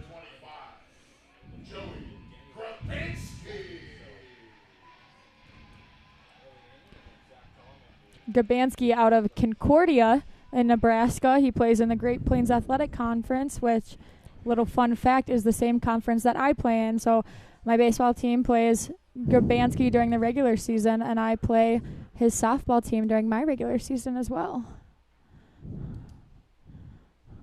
Grabanski 1-0, the count. Fouled off to the right side. 1 ball, 1 strike.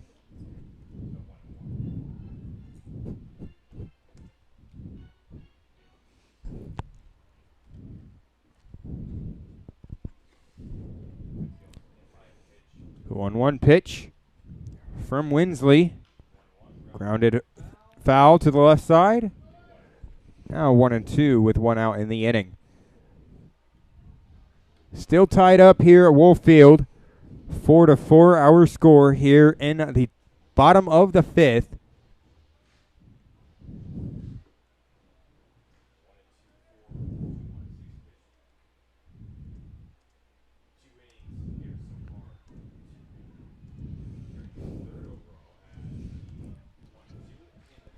Now in the turf. Evens the count at 2-2. 2-2 pitch.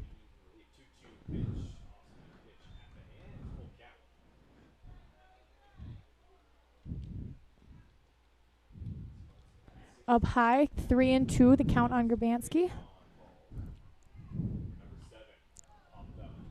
Popped up and foul, as it's a full count once again on Joey Grabanski. Bryson Vaughn on deck for the Spuds.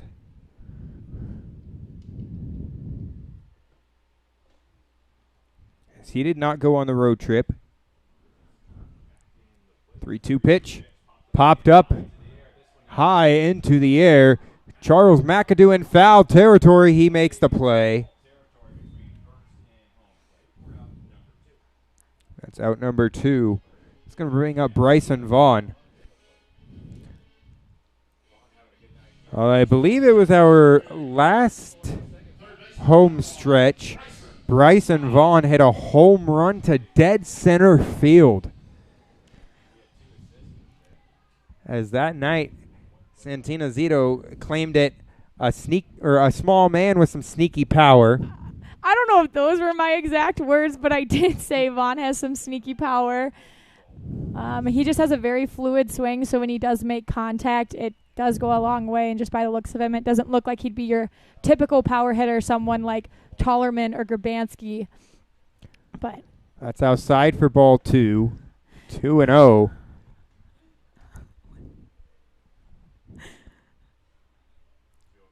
The 2-0 pitch to Vaughn. Misses for ball 3. 3-0 now to the Spuds' third baseman.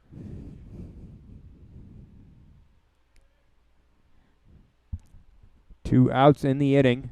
3-0 pitch. Misses for ball 4. So it's a 4-pitch walk to Bryson Vaughn. The second time he has gotten a free pass. He is 1 for 1 on the night with 2 free passes. Vaughn seems to be, wherever he hits on the lineup, seems to be a spark plug. He brings a lot of energy to the plate, brings a lot of energy to the team. We saw that in his first home series when he came here, and then the last home series where he had his home run. He always has a lot of energy when he plays. Well, Danny Burns now just trying to keep the inning alive. Hit to right field. That's going to land foul, as Bryson Vaughn will have to retreat back to first as he was off to the races. Vaughn is our leader in stolen bases. He is 4 for 4. So he has yet to be caught stealing, and he is definitely our biggest base stealing threat on the Spuds. Now Danny Burns tied with him as he had a stolen base the last time up. Danny Burns is tied. So we got a lot of speed on the field for the Spuds. One that you have to watch out for on the bases on deck for the Spuds right now. 0-2.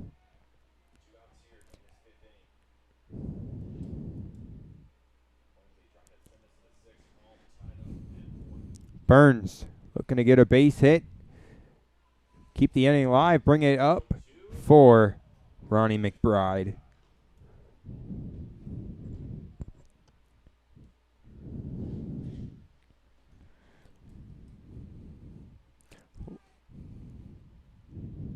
One-two pitch on its way from Winsley. Hit in right field. Fouled off and out of play. Fouled off into our VIP section here at Wolf Field.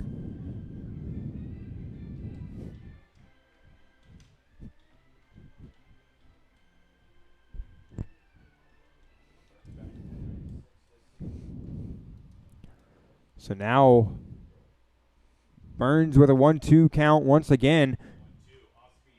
Hit off speed outside of the park here. 1-2 once again. So Danny Burns staying alive.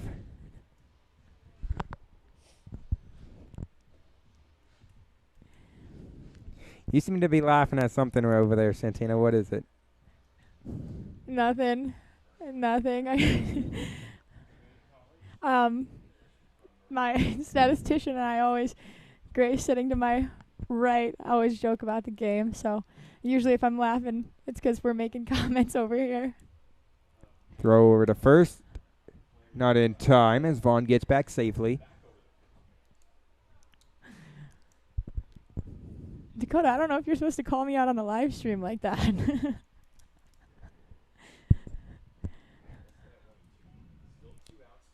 Two outs, runner on first. 1-2, fly ball, shallow right field. Underneath of it, Winterstein, he is there to make the catch, and that will end the inning. We head to the top of the sixth. Our score, 4-4.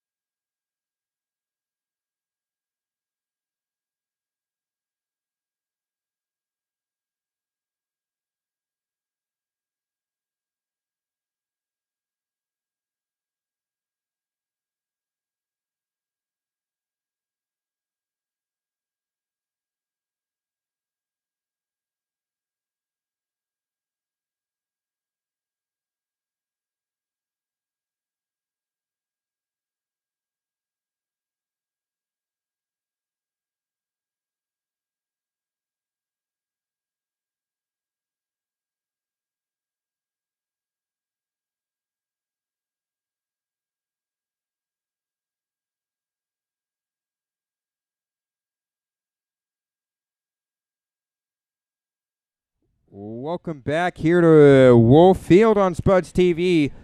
New pitcher on the mound for the Canyon County Spuds.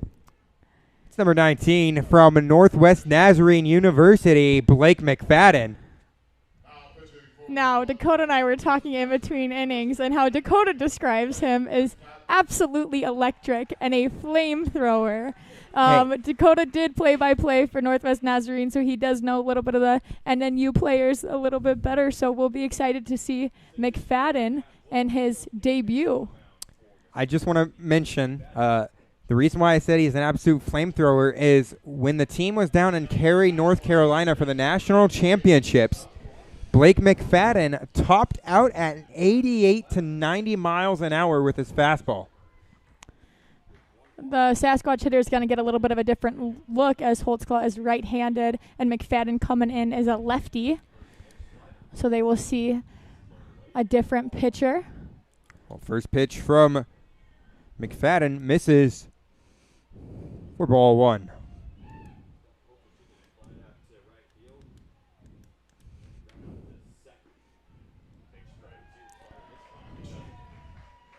Now in there for a strike, 1-1. Well, Blake McFadden, a senior from Northwest Nazarene. 1-1 pitch. On its way. Swung on and missed. Now 1-2. As it looks like Blake McFadden actually has some fans here at the ballpark tonight. He is local from Meridian, Idaho, so Meridian not too far from Caldwell. 1-2 pitch. Low for ball two. 2-2. I think all the fans also excited because this is our beer batter of the night.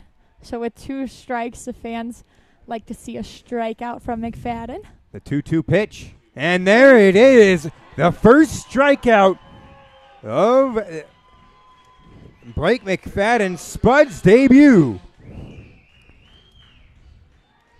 He looks to be happy about that one, and all the fans are happy. Now pub beer is half off at Wolf Field.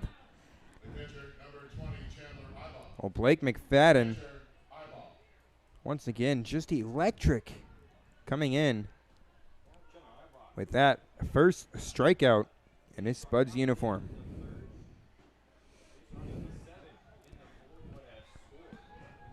Now here comes Chandler Eibach. He has reached base 2 times today, a strikeout in the 3rd inning and an E7 back in the 4th.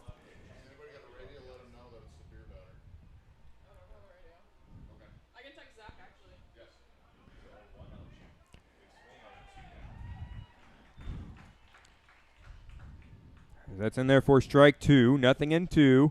Now on Cade Stuff.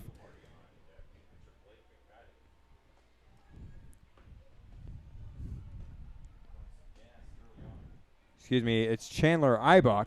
As that's swung on and missed. On 3 pitches, Blake McFadden coming in out of the bullpen. I will say, Dakota, he does live up to the hype. He is electric on the mound right now.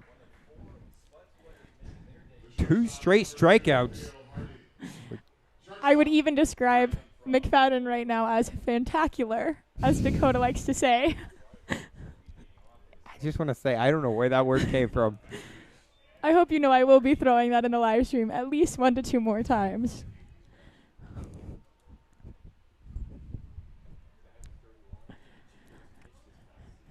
McFadden, 1-0 pitch.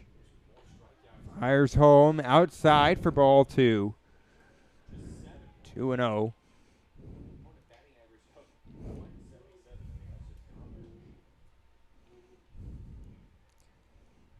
Now comes set quickly. Propels it home, fouled off. 2-1. On Theo Hardy.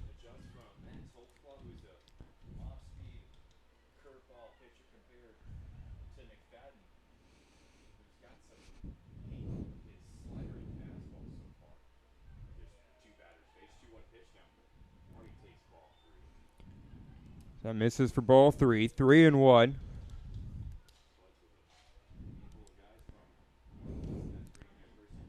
McFadden and Salzman seem to work well together, and Salzman doing a good job adjusting from Max Holtzclaw, who's more of an off-speed pitcher who hits his spots, where McFadden is definitely more of a power pitcher.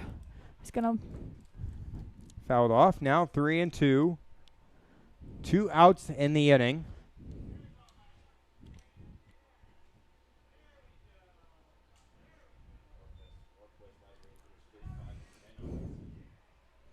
McFadden comes set, fires home the 3-2 pitch, and Hardy loses his bat, but it's a strikeout nonetheless as Blake McFadden out of the pen. 3 straight strikeouts to set down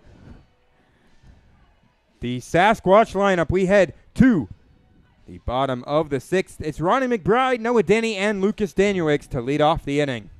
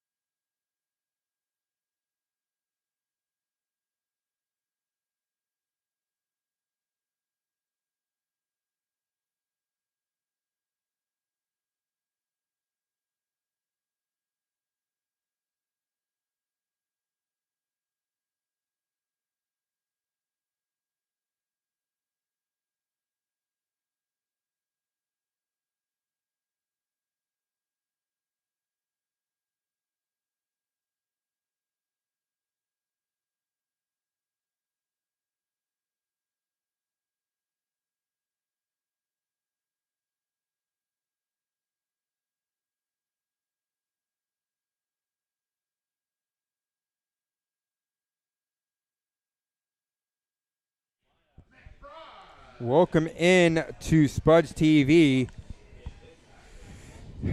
Well, after the electric inning from Blake McFadden, leading off the inning is Mr. Excitement himself, Ronnie McBride, making his Spuds debut here tonight. Looking to lay this one down. Hits a strike on the outside corner.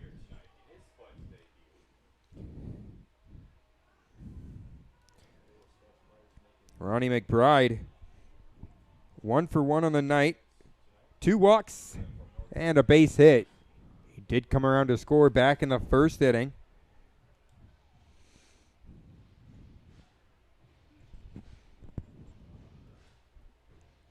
The count evens at 1-1. Winsley comes set. 1-1 pitch on its way. Ground ball, fouled off.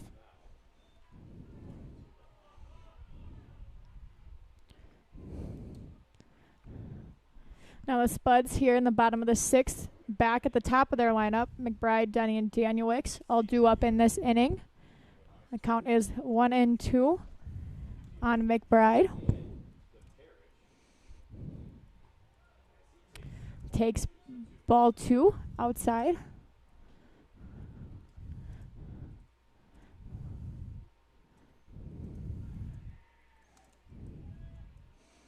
Winsley sets.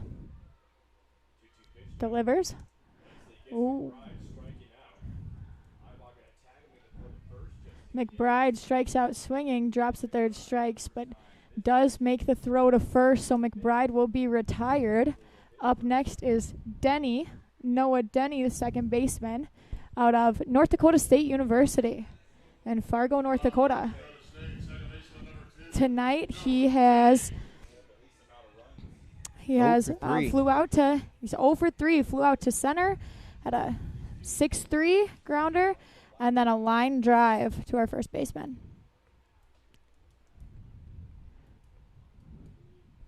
Tonight, Noah Denny comes in hitting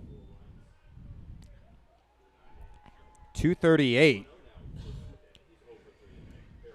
Denny does have 1 home run, 4 RBI, and 12 walks on the season. 1-0 pitch down low for ball 2. 2-0 now on Noah Denny. Denny, a very patient hitter who has a great eye. He has 12 walks and 33 plate appearances. Low and inside for ball 3. 3-0. Now on Denny, as he's looking to get on base here for the Spuds. Hit into center field. Going back is the center fielder, Ben Parker on the warning track. It gets down. Denny rounding second, heading into third, bolts across, and safe. A 1-out triple for Noah Denny. Denny showing his speed, coming all the way to third as that ball was hit over Ben Parker's head in center field.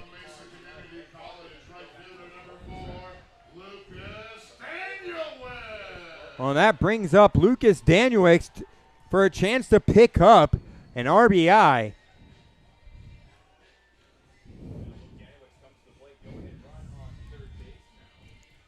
For Danielix,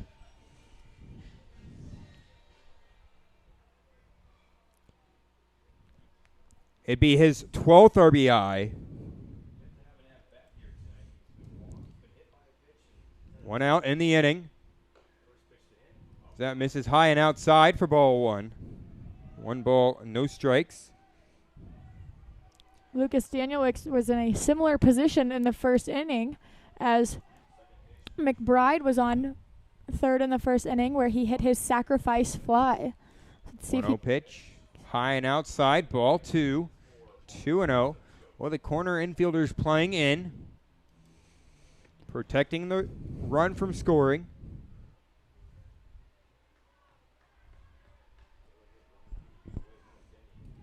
The 2-0 pitch, outside for ball 3. Now 3-0. Well, Lucas Danielix has not received at bat here tonight. And a 3-0 count. It's looking like that might stay the course. The 3-0 pitch from Winsley on its way. High and upstairs for ball 4. So it's going to be runners on the corners now for Cameron Grant. We'll have a visit to the mound. And we will, yes. And with that, we will be right back in just a second.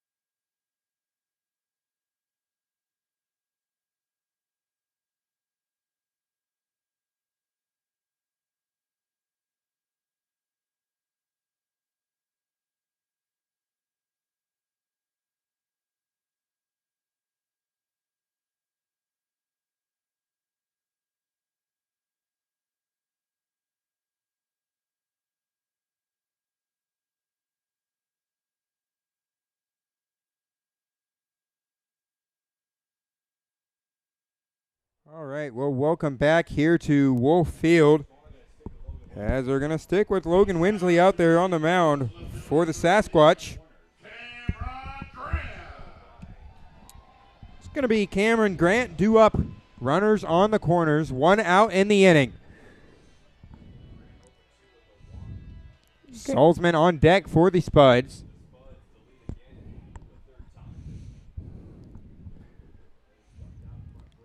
Winsley comes set, looks over towards first. Here comes the pitch outside for ball 1.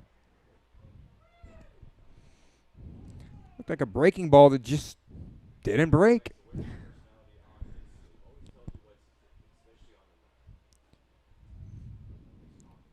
Logan Winsley pitching from the third base side of the rubber with a little bit of the rubber showing right behind his legs. Off-speed pitch up high. Ball 2, 2-0. Winsley struggling to find the zone as he's given up multiple free passes. And he's 2-0 on Grant. 2-0 pitch. Fouls it off. Cameron Grant now looking at a 2-1 count.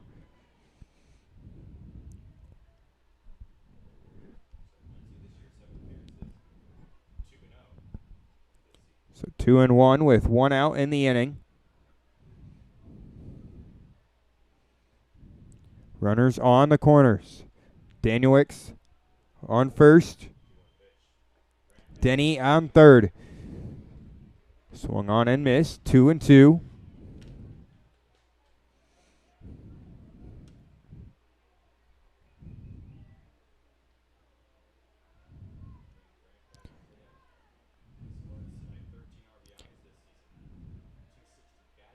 Two pitch. Winsley comes home. The 2-2 swung on and missed for strike 3. And that is 2 outs in the inning now. With still runners on the corners. Alex Salzman coming to the plate. Still looking for his first base hit in a Spuds uniform. What a time it would be right here with a runner on third in scoring position. Could pick up his first hit and his first RBI.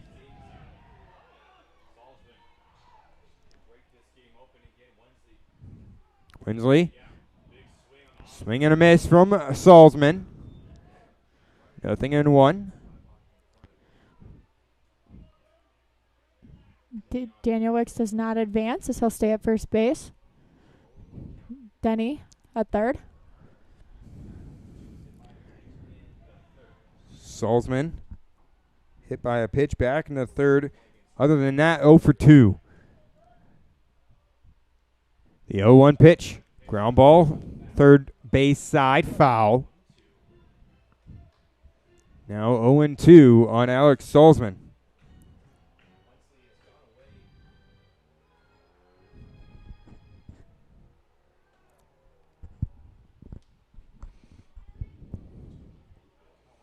Two outs. 2-1. The 0-2 pitch. Winsley comes set. Looks over towards first. Now fires home the 0-2 pitch. Line drive into center field. That's going to be a base hit for Alex Salzman. And it brings in a run to score. Lucas Danielix all the way over to third.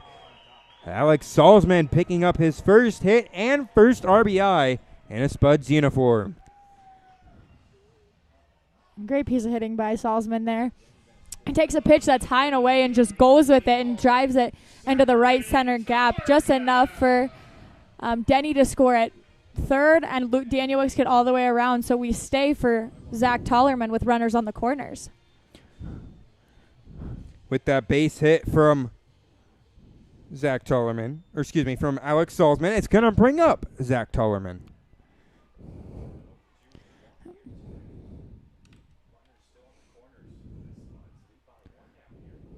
Tollerman 0-2 with 2 ground outs to the third baseman and a walk. The first one, remember, was off his, claims to be off his foot, and then got called a fair ball. 1-0 pitch. Winsley comes set. Here comes the pitch outside for ball 2. 2-0 the count on Zach Tollerman as the Spuds currently lead 5-4. Winsley has to be careful, maybe pitch a little bit around Tollerman as he is one of the RBI leaders on this team. Pick up a chance for another RBI. Big swing for strike 1 there. Count now 2-1. 2 outs. Salzman on first. Danielix now on third.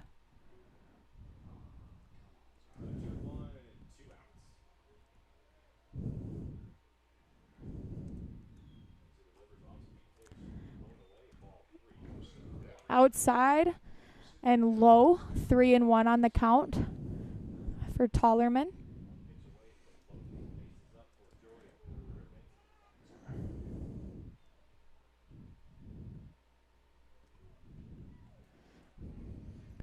Wensley sets. 3-1 pitch on its way. Fouled off. As that's ball 3. 3-2.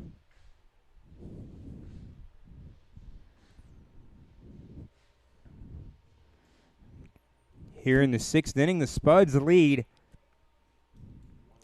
5-4. 3-2 pitch. High and into the first baseman's glove. Popped up on the infield. And that will retire the side. We head to the top of the 7th. But the Spuds do have the lead, 5-4. We'll be back in just a little bit.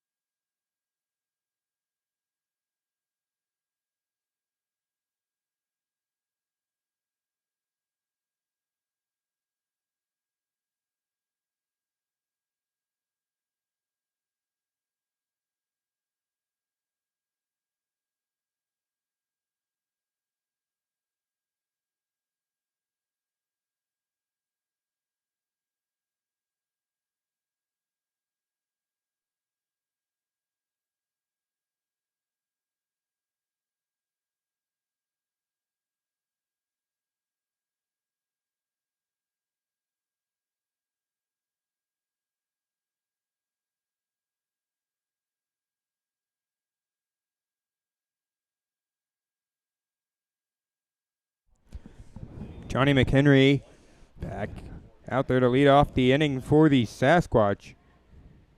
But it's Blake McFadden back out on the mound for the Spuds. First pitch misses for ball 1. 1-0 pitch. Fly ball to right field. Daniel Wicks underneath of it. He'll make the play. Right fielder, number 4, Seth Surratt.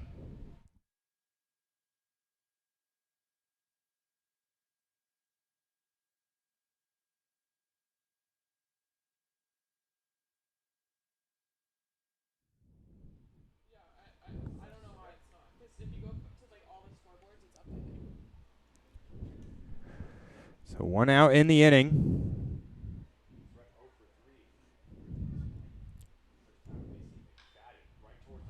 Right side of the infield, through the gap.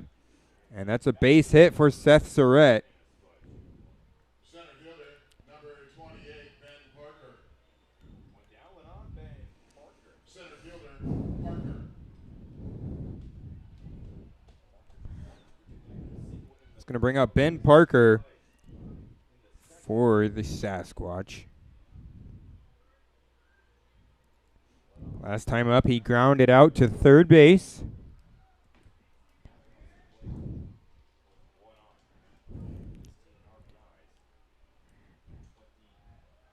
outside for a ball. I am not sure where that missed. I think that's a reoccurring theme here at Wolf Field. We never really know where the strike zone is, and it always seems to change. So that would be a ball. Well, it's a reoccurring theme for the Expedition League in all. As even on the road, you never know where the strike zone is.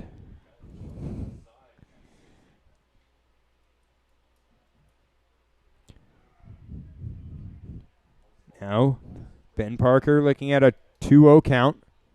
Throw over to first, not in time. Seth Surratt gets back safely.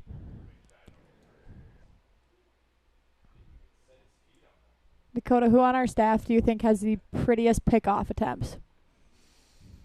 It's an odd question, and one that I don't know the answer to. You don't have one in mind? Well, I've got to say it's one of our left-handed pitchers. I think I'm going with Gary Grosjean. He has a really nice pickoff attempt. Gary does. McFadden's not too bad either. 3-0 pitch, runs inside and hits Ben Parker. You can tell that one hurt as he's in quite a bit of pain right now, trying to shake it off, stand up. Well, it looked like a fastball that broke way too much. Missed inside and hit him right in the middle of the back. That does not feel good. I can tell you that. Blake McFadden does hit 88 to 90 miles an hour. An absolute flamethrower out there on the mound for the Spuds. Now here comes Dalen Dobish. After a very good first outing, striking out the side, McFadden finds himself in a little bit of trouble here with runners on first and second. The single with the runner on second, and now the hit by pitch for Ben Parker. Well, that all after a fly ball to right field. Charles McAdoo coming to the plate for the Sasquatch. As the score here at Wolf Field, 5-4, Spuds lead.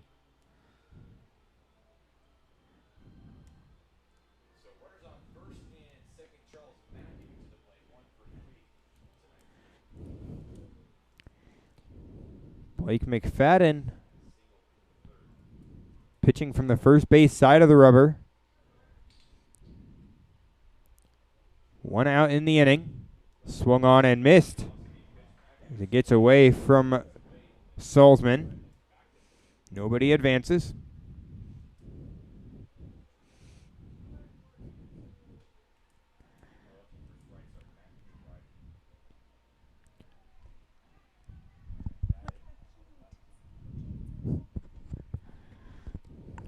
Oh, 0-1. Swung on and missed. Now 0-2 on McAdoo.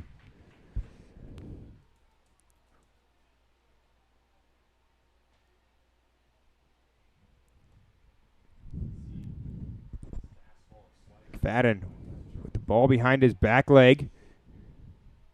Now comes set. Below the belt. The 0-2 steps off. And looks the runners back. Now 1 out in the inning. The 0-2 pitch. McFadden comes set below the belt once again. Chucks it home. Fouled off to the right side and out of play. Well, folks, don't forget you can donate $1 per shout out to at Spuds PXP on Venmo. All proceeds of that go towards the broadcast. We're trying to get a camera out in center field.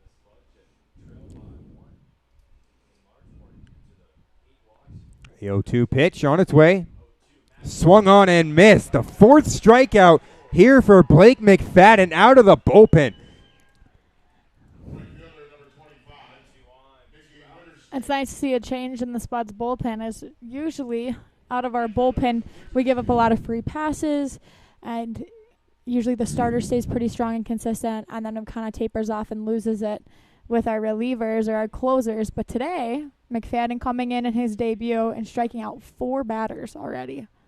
Well, hopefully that will spark some energy into the rest of the Spuds relief pitchers. A strike on the outside corner, 0-1. 2 outs in the inning. Runners on first and second.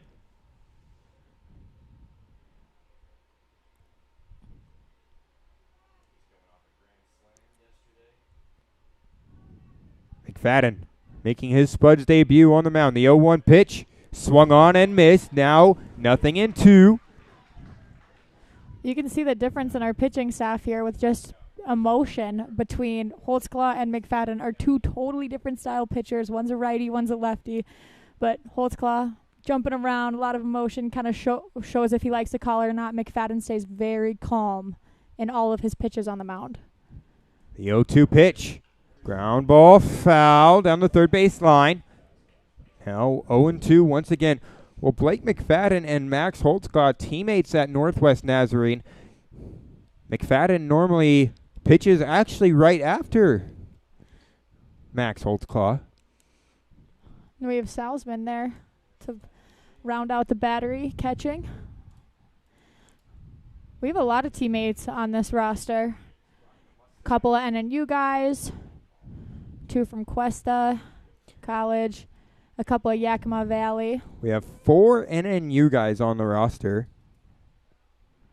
But Blake McFadden at Northwest Nazarene this year threw 31.2 innings and 19 appearances to a 1.99 ERA.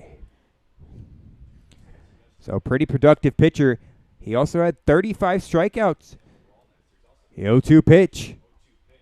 Misses outside for ball 1. 1 ball, 2 strikes.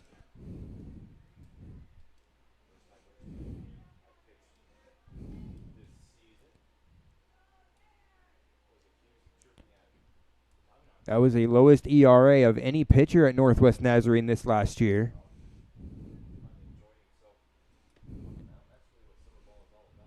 The 1-2 pitch. Misses outside, ball 2. 2-2 now on McAdoo.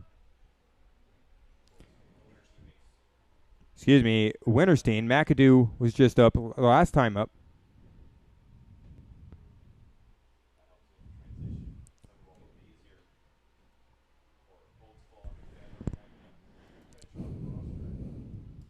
Two pitch on its way.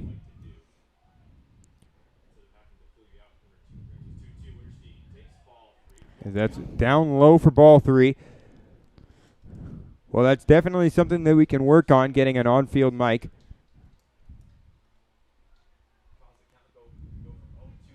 Two projects we're currently working on is extending our Wi-Fi so our camera can reach out in center field so you can have a view looking in, and then miking up the players, which should be coming here very soon. Within the next 2 days. The 3-2 pitch, fouled off to the left side.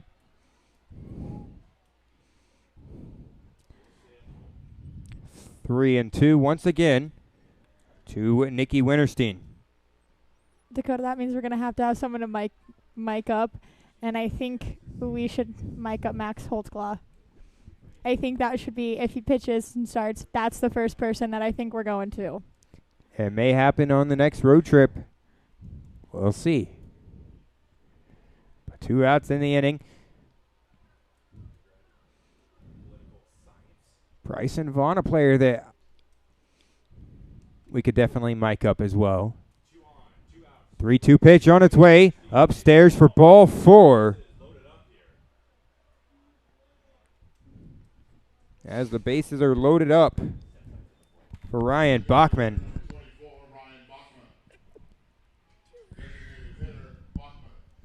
Bachman 0 for 1 on the night. He struck out back in the second inning.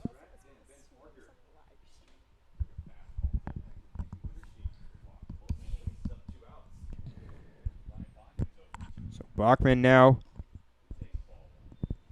takes this one for ball 1.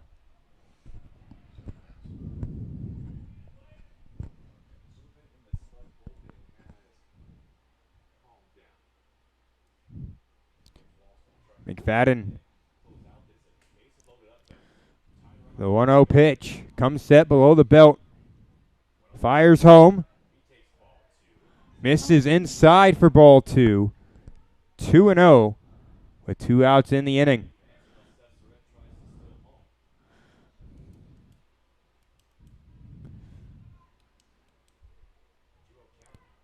Now 2-0 on Bachman. 2-0 pitch on its way. Runs inside for ball 3.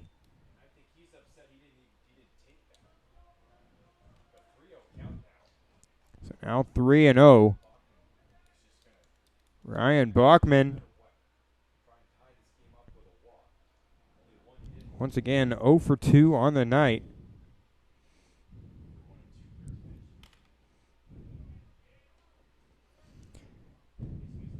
McFadden struggling here in this inning. The 3-0 pitch. High and in outside for ball 4, and that walks in a run.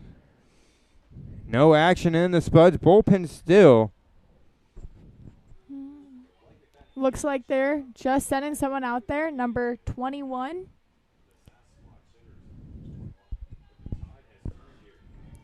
Number 21 out there warming up for the Spuds. It would be Joe Ely. Joe Ely. Another NNU pitcher.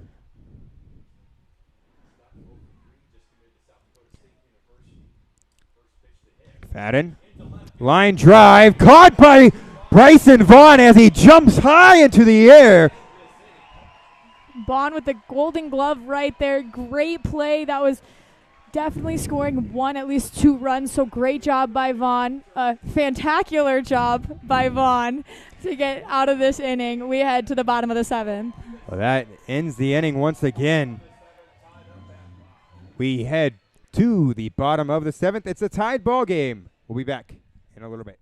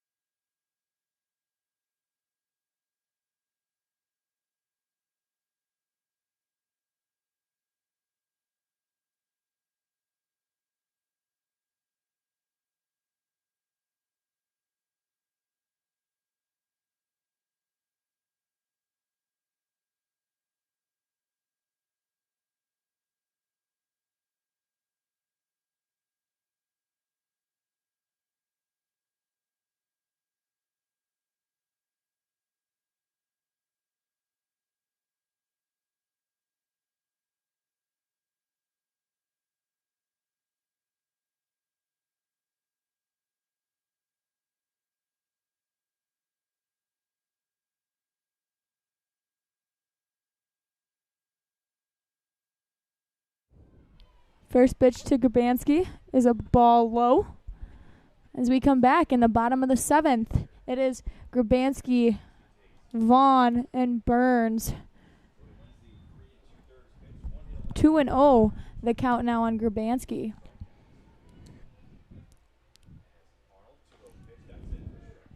Joey takes this one for a strike. Now 2-1.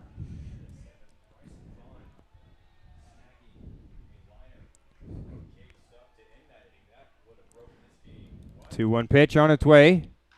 Ground ball to a diving shortstop. The throw over is in time. Wow. A great throw by Hardy over there at short for the Sasquatch. Gets Joey Grabanski. That is the second diving play Hardy has had tonight. The first one going up the middle. Now this one going towards his backhand into the 5-6 hole. Comes up, throws it. Great pick by McAdoo. Just an overall great play. You have to tip your cap to Hardy tonight. That's going to bring up Bryson Vaughn.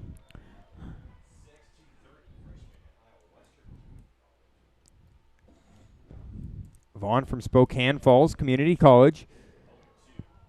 Swings and misses. Now 0-2. We did have a pitching change at the beginning of this inning. Number 33, Isaac Arnold, is now pitching. 35. Sorry, my mistake. The 0-2 pitch fouled off.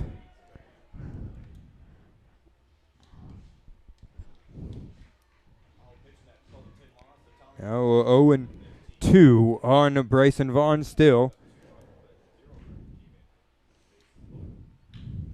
Ground ball towards short once again. Up with it is Hardy. In time to get Bryson Vaughn. 2 quick outs here in the bottom of the second. Both have been to a ground out to the shortstop. Number 6, Danny Burns. Theo Hardy. That's going to bring up the shortstop, Danny Burns. Ronnie McBride will be on deck for the Spuds.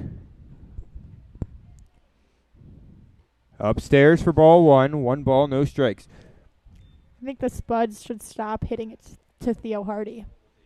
I think that would be a good game plan going forward. I couldn't agree more. They just can't seem to sneak it by him up the middle. He's there. 5-6 hole, he's there. How about we try the left or the right side of the field?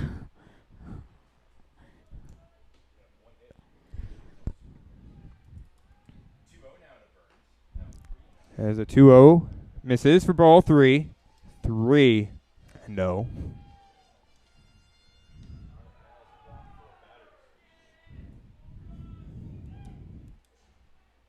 A 3-0 pitch. A strike on the outside corner. 3-1. 2 outs in the inning. Danny Burns 0 for 3 on the night. The 3-1 pitch. Misses outside for ball 4. So it's a 2-out walk for Danny Burns.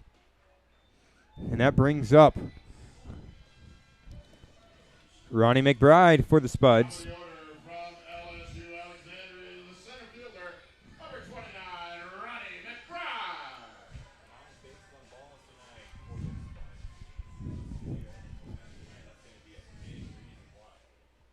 Ronnie McBride 1 for 2 on the night.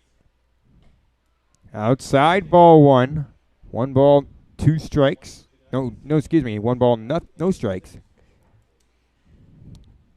Ronnie McBride had 2 walks back in the second, third inning. The 1-0 pitch upstairs for ball 2. 2-0. Last time up, back in the 6th inning, McBride struck out. 2 outs in the inning. The 2-0 pitch from Isaac Arnold. Misses for ball 3. 3-0. So after 2 quick ground outs, Isaac Arnold is 1 pitch away from putting runners on first and second and a runner in scoring position. The 3-0 pitch on its way. And there for a strike on Ronnie McBride, who's on the inside corner.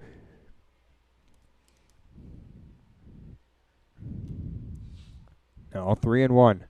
Arnold pitching from the first base side of the rubber. 3-1 pitch. Upstairs, ball 4. So 2 5-pitch walks back to back after 2 straight groundouts. And that's going to bring up Noah Denny, who had a triple the last time up. It was a 1-out triple, and he later came around to score.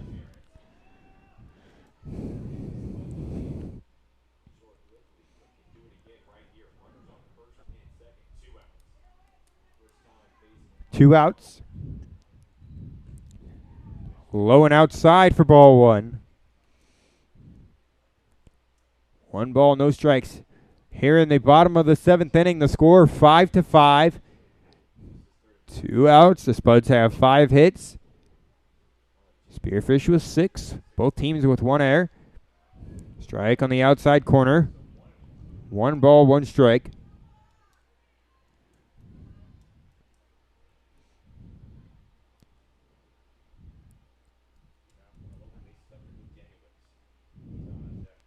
Arnold comes set.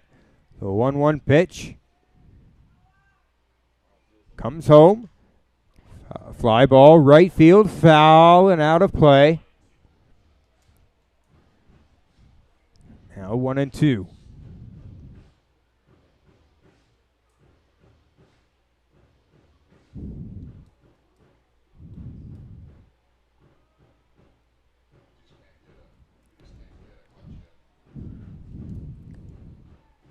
Denny, the 1-2 pitch.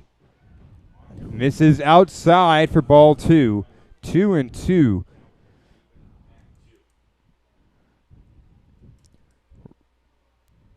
Well, for these Spuds, it's Burns out there on second.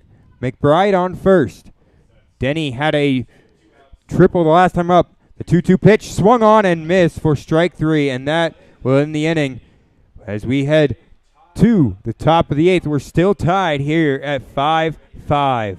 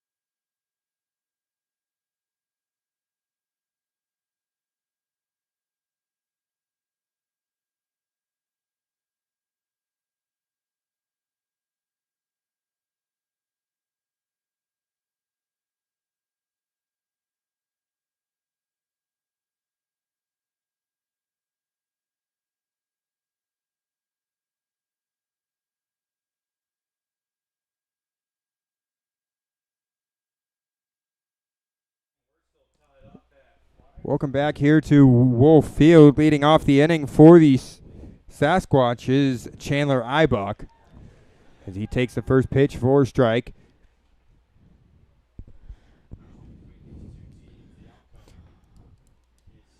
Well, to end the top of the 7th, it was a nice catch by Bryson Vaughn. A Sports Center caliber play. And if you go look on the Spuds Twitter, one of our marketing interns caught the play down the right field line. The 0-2 pitch misses outside for ball 1. You can follow us on Twitter at Spuds Baseball, on Instagram at Spuds Baseball, on TikTok at Spuds Baseball, YouTube at Spuds Baseball as well, and on Facebook at Spuds Baseball Club.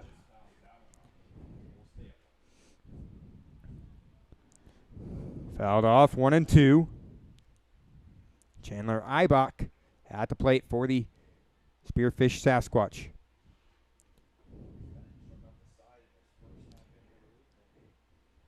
Subscribing to us on on YouTube, excuse me, as this is fouled off to the right side, out of play. Subscribing to us on YouTube, you will be notified whenever we go live.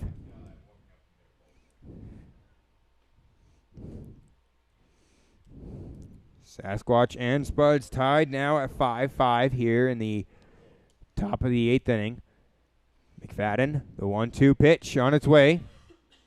Inside, ball 2, 2-2.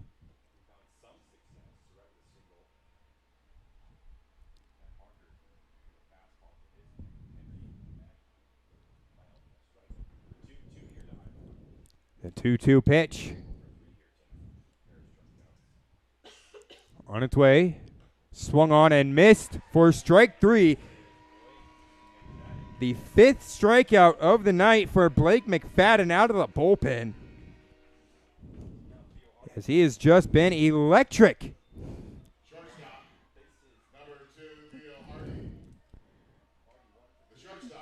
Combined, our pitchers have 9 strikeouts on the night. Holtzclaw with 4, and McFadden now with his 5th.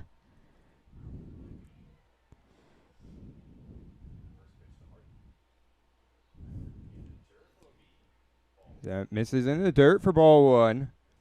1 ball, no strike.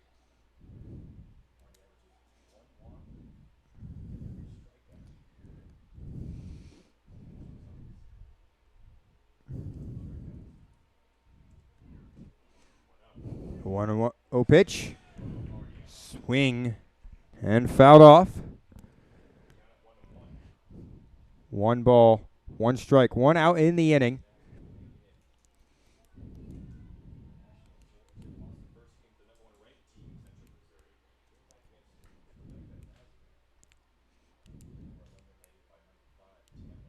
The 1-1 pitch on its way. Hit high to the right side. Grabanski over towards the Spuds dugout. But this one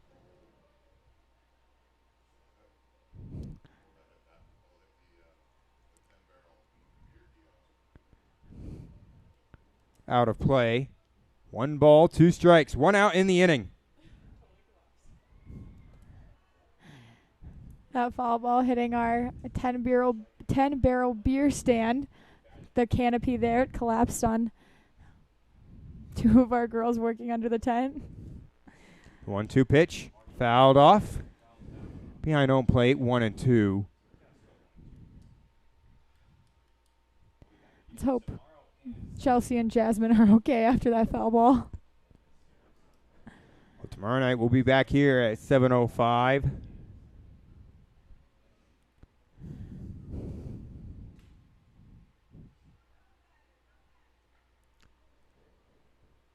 After this 3-game series against the Spearfish Sasquatch, the Spuds are back on the road.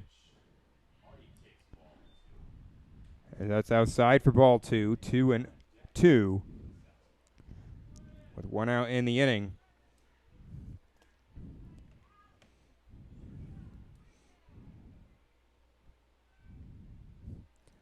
The 2-2 pitch. Fly ball, right field. Daniel Wicks coming in as he makes the play.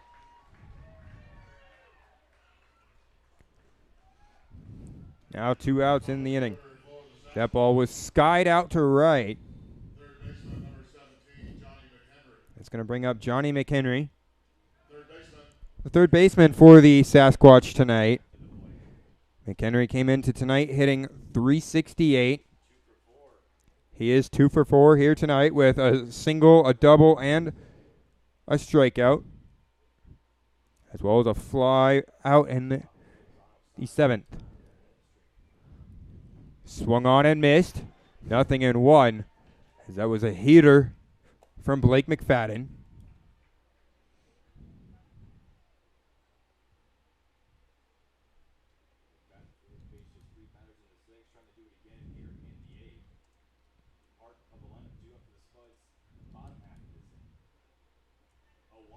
The 0-1 pitch.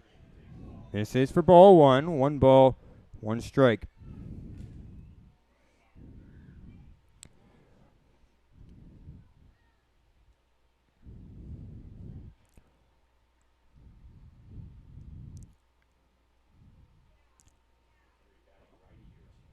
One pitch on its way. Low and outside. Ball 2.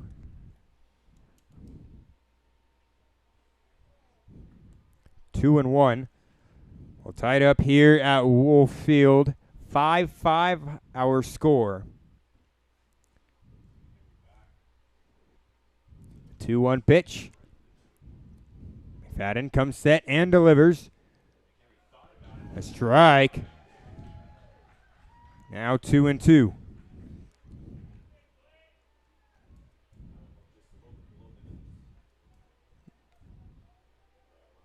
McHenry.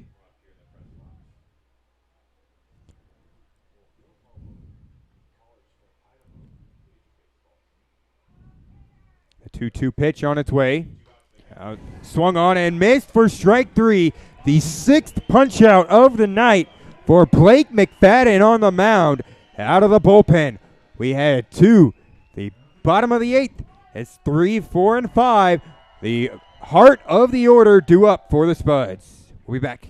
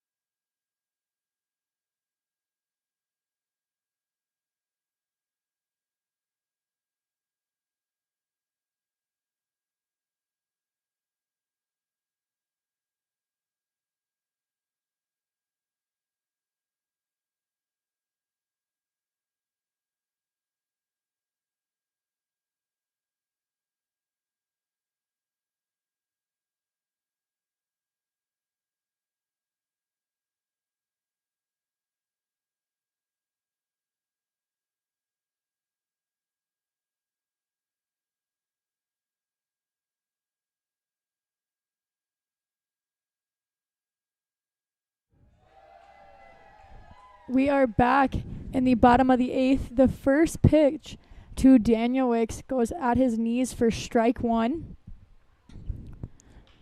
The 0-1 pitch, a ground ball to short. Up with it is Hardy. The throw over in time. As that is the first out of the inning. Charles McAdoo did a good job of snagging that throw, as that could have been an error on Hardy, but his first baseman saving him there. It's going to bring up Cameron Grant. Grant tonight, 0 for 3. As he had a walk back in the first inning. Fly ball to right field, smack down the right field line. That gets foul.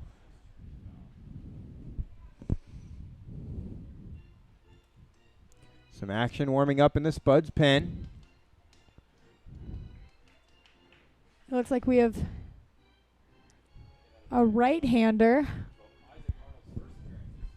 Can't quite see his number yet. 0-1 pitch. Misses for ball 1. Now 1-1.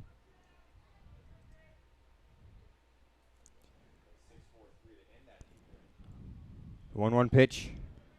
And therefore a strike. Well, back in the first inning, it was a base hit for Ronnie McBride. And then an RBI sacrifice fly for Lucas Danielewicz. That's what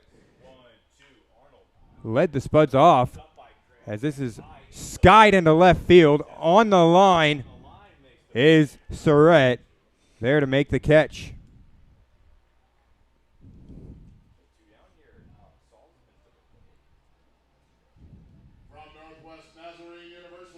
That's going to bring up Salzman now.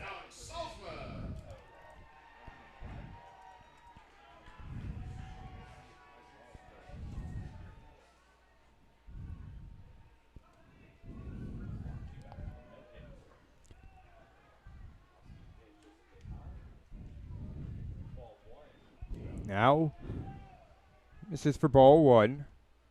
Alex Salzman recorded his first Spuds base hit back in the 6th inning. He chops this one foul.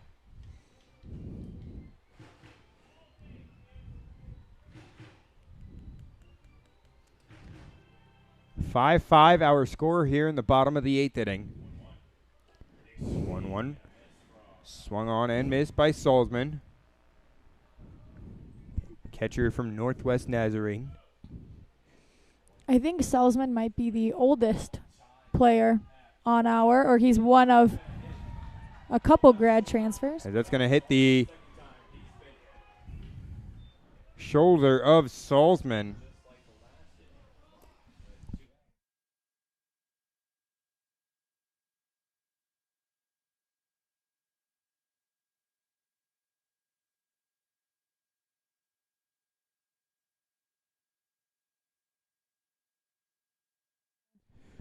Well, anyways, Santina, the oldest player on our roster is Ronnie McBride. Oh, did not know that.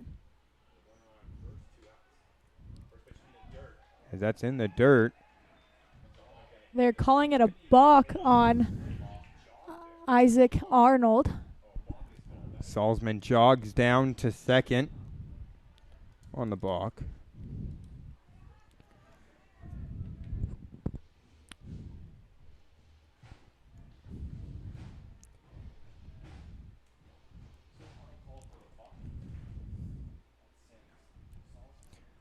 Two outs in the inning. Tollerman at the plate. First pitch outside for ball 1. His number is 35. Not 24. Oh, 124 the batter. Okay. Dog point streak does it different than what we do. 1-0. Upstairs for ball 2.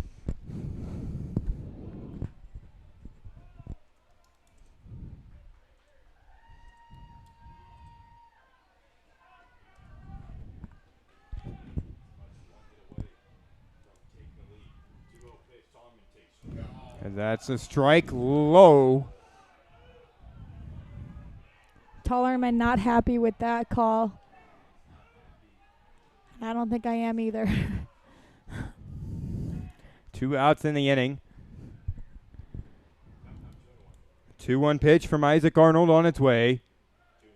And therefore strike, now 2-2.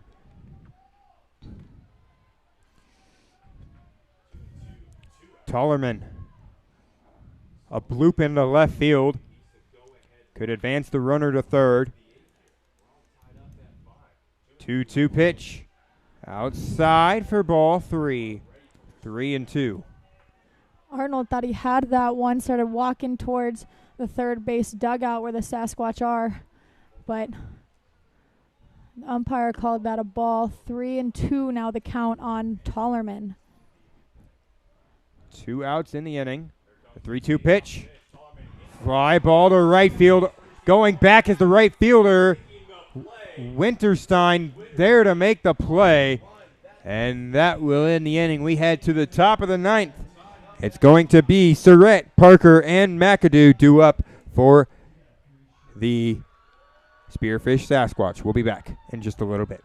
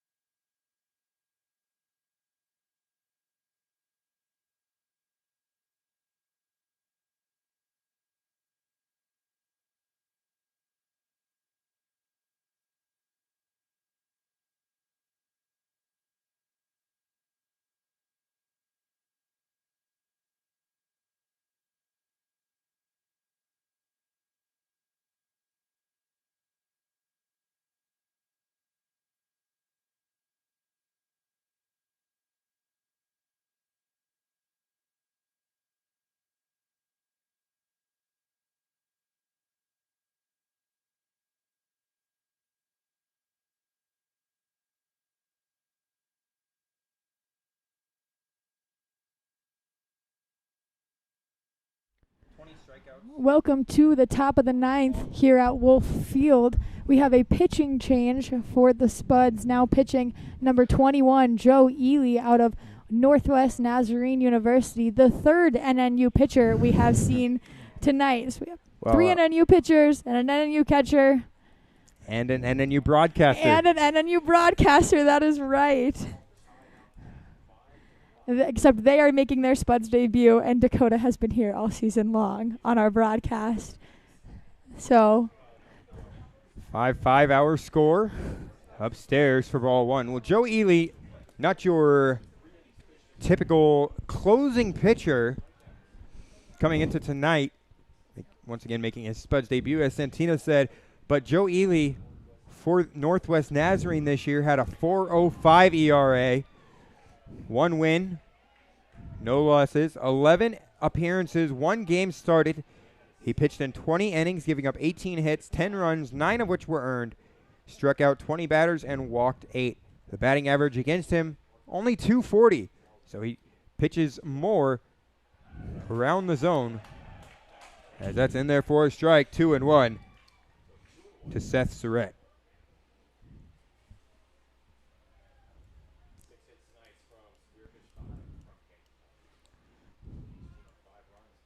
The 2-1 pitch. Line drive over the head of Danny Burns. That's going to be a leadoff single for Seth Surratt. Well, it's just to the left of Danny Burns. Couldn't make the play. The glove was right there, but he just couldn't grab it. Will be ruled a base hit. Joe Ely comes home, and therefore strike, 0-1. Yeah, Burns couldn't quite make the play like Vaughn did in the inning before. 2 innings ago. 2 innings ago. My bad. That was a Sports Center top 10 play. The 0-1 pitch. Called strike two, nothing in two. Joe Ely out there on the mound for the Spuds, making his debut. 3 NNU pitchers here today. Holtzclaw from Redding, California. McFadden, base hit up the middle for Ben Parker.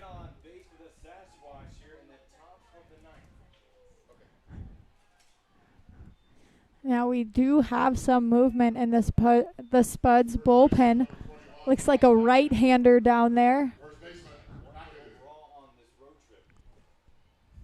Well, that's going to bring up Charles McAdoo. But Joe Ely, or Blake McFadden from Meridian, Idaho, he was our second Northwest Nazarene pitcher today. And then Joe Ely from right here in Caldwell, Idaho. Ooh, a local boy. I was going to say a hometown boy. And there for a strike. Nothing in one to Charles McAdoo.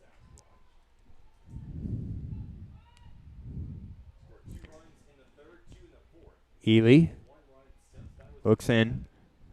Now gets a sign. Looks back towards second. The 0-1 pitch on its way. Ground ball. Ely off the glove. Throws it over to first in time to get out number one.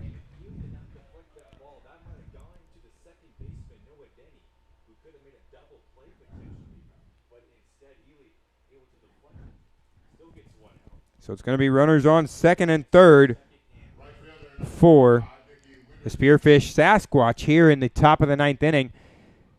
And Sean Walsh out to the mound to talk to Joseph Ely. Entire infield in as well. We're going to take a short break, and we'll be back in just a second.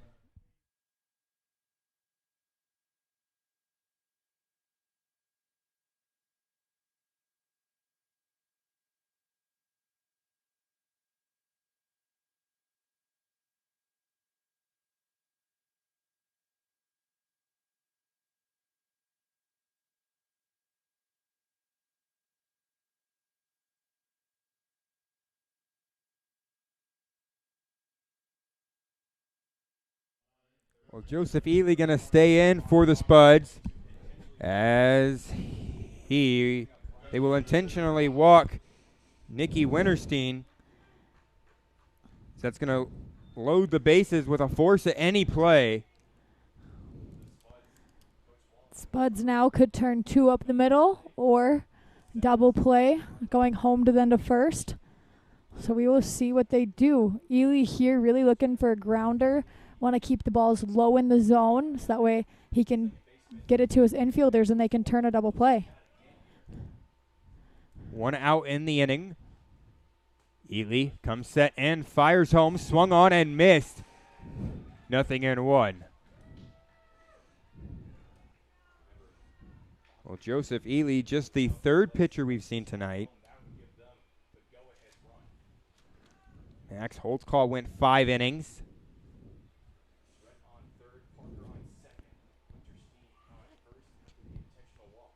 The 0-1 pitch on its way.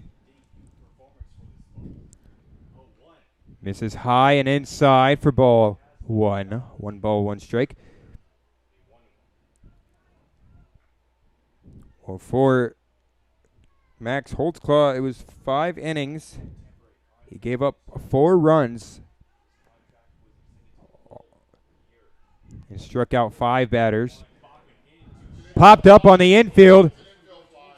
Danny Burns makes the catch, but it's going to be an infield fly. Nonetheless, it was an out. As that's 2 down. That'll bring up Cade Stuff.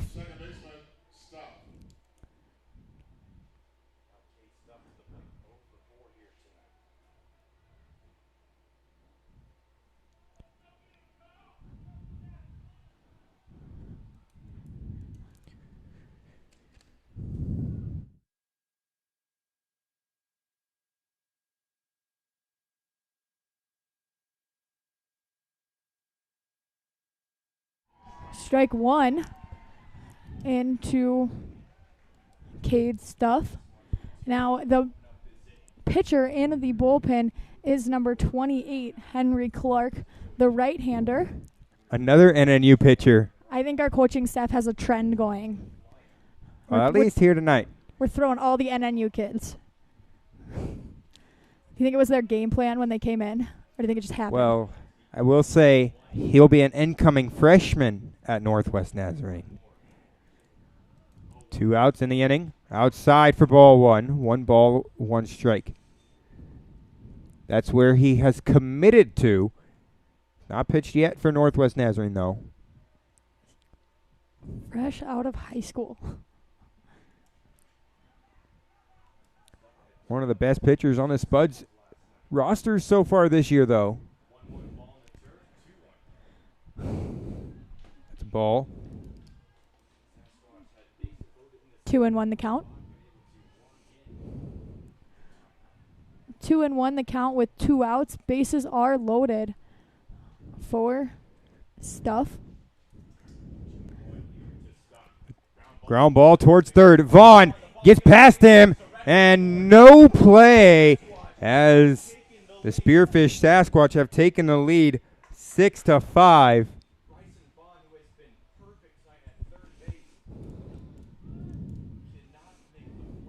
That ball just hopped up over the glove of Bryson Vaughn. He couldn't make the play. That will be ruled an error on Vaughn as it bounced and hit his glove. Well, when we come back in the bottom of the ninth, it's going to be Joey Grabanski, Bryson Vaughn, and Danny Burns. So in that inning, Bryson Vaughn has a chance to make up for it. That's in there for strike one. 2 balls, 1 strike. That was a good job by Danny Burns on that error to cut the ball off and make sure it didn't go into the outfield. So the damage was held to 1.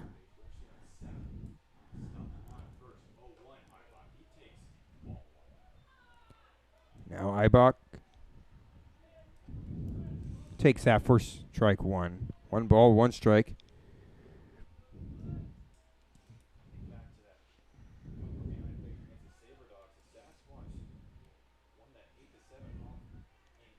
So it's still bases loaded for Spearfish here with 2 out in the inning. The 1-1 swung on and missed. 1-2. Now Ely just 1 strike away from getting out of trouble. Henry Clark has thrown 8.2 innings this year with 8 strikeouts. The 1-2 pitch on its way from Ely.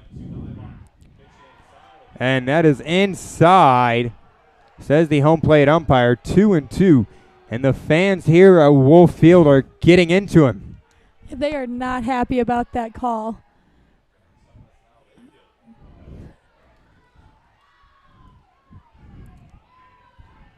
So 2s all around. 2-2 with 2 outs in the inning. 3 on. 2-2 pitch from Ely on its way. Runs inside for ball 3. So payoff pitch on its is due up next. Runners will be off on the pitch, and it is 3 balls, 2 strikes, and 2 outs.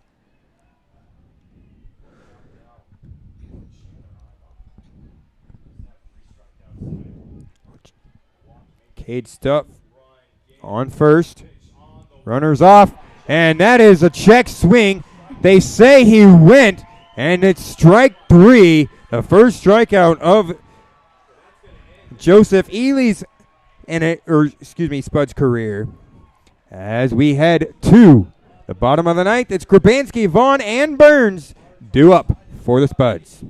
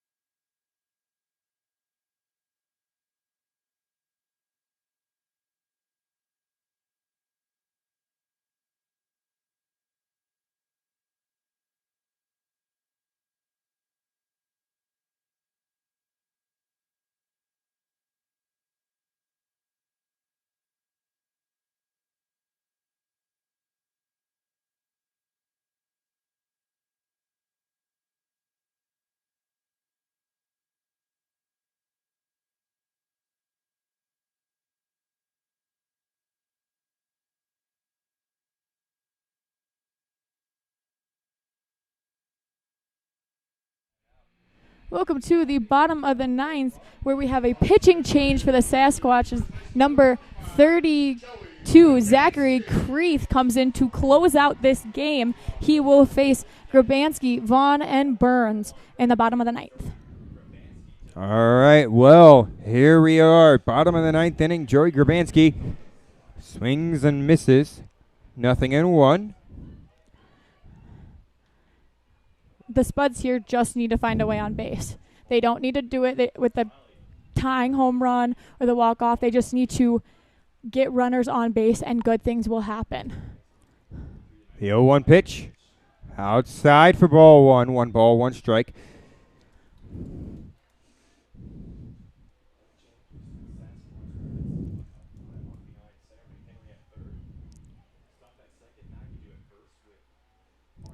One pitch. On its way from Creeth. In there for a strike, but it looked low and outside. 1-2.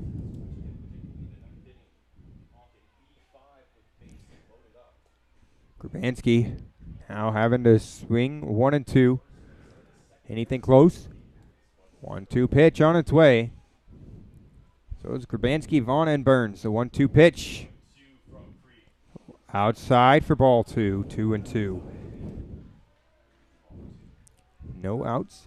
Grabansky, the first leadoff hitter here. He is coming in with a 2-game hitting streak. Had an RBI double, a 2-run double back in the 3rd inning. The 2-2 pitch popped up and out of play. Grabansky does a good job staying alive with that pitch up and in. Now 2-2 once again.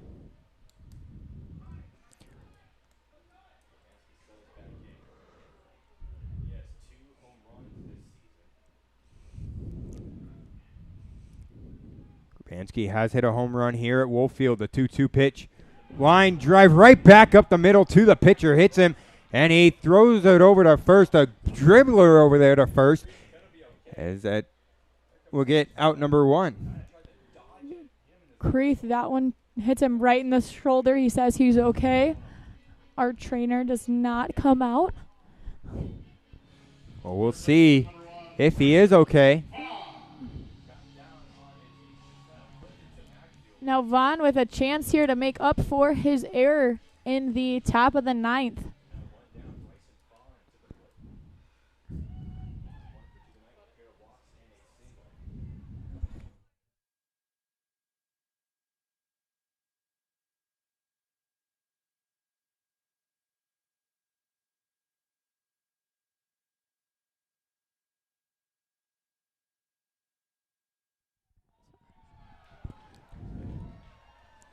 Well, Bryson Vaughn, 1 out in the inning. Had the error in the top of the first. High chopper to the short. Up with it. Hardy throws over to first, and that is out number 2. That's going to bring up Danny Burns.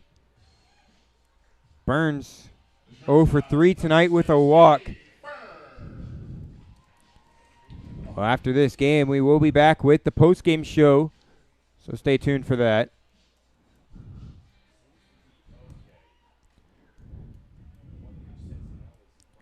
Joseph Ely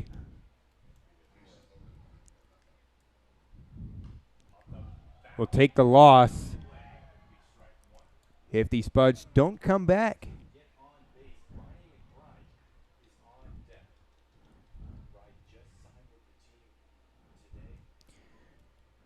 Danny Burns just looking to get on base for the Spuds.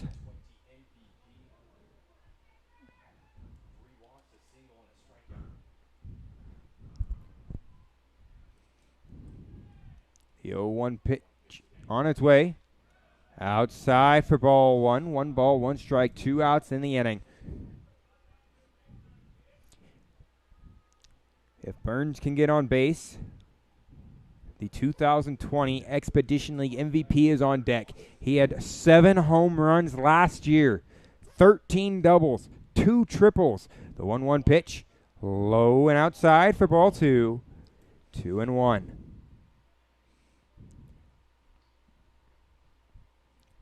"47 RBIs and 40 stolen bases from Mr. Excitement last year. A 2-1 pitch. Comes home to Burns. Outside for ball 3. 3-1. Burns just looking to get on base. One pitch away from doing so. Yeah, here in the bottom of the 9th, a walk, a hit by pitcher, a single. All mean the same thing. Just need a base runner. Would be the tying run. The 3-1 pitch on its way. Slider drops in for a strike. 3-2. 2 outs in the inning. Now payoff pitch due up next with 2 outs in the inning.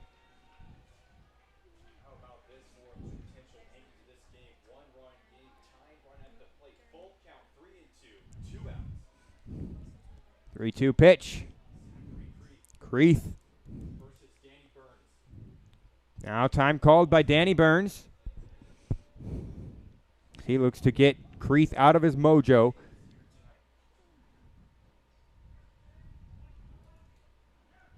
Burns in a high-pressure situation with 3 balls, 2 strikes, and 2 outs. The 3-2 pitch. 2 outs in the inning. Swung on and missed for strike 3, and that will end the ball game as we head to our post-game show in just a little bit.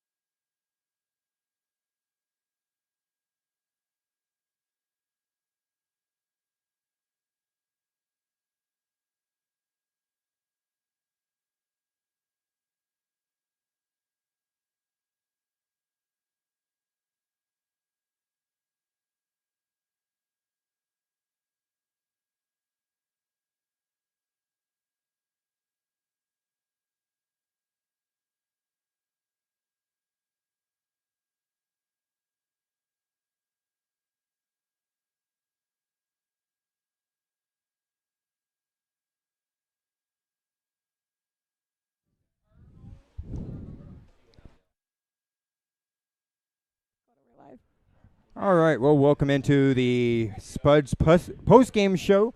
The winning team for tonight's game, the Spearfish Sasquatch, 6 runs on 8 hits and 1 error.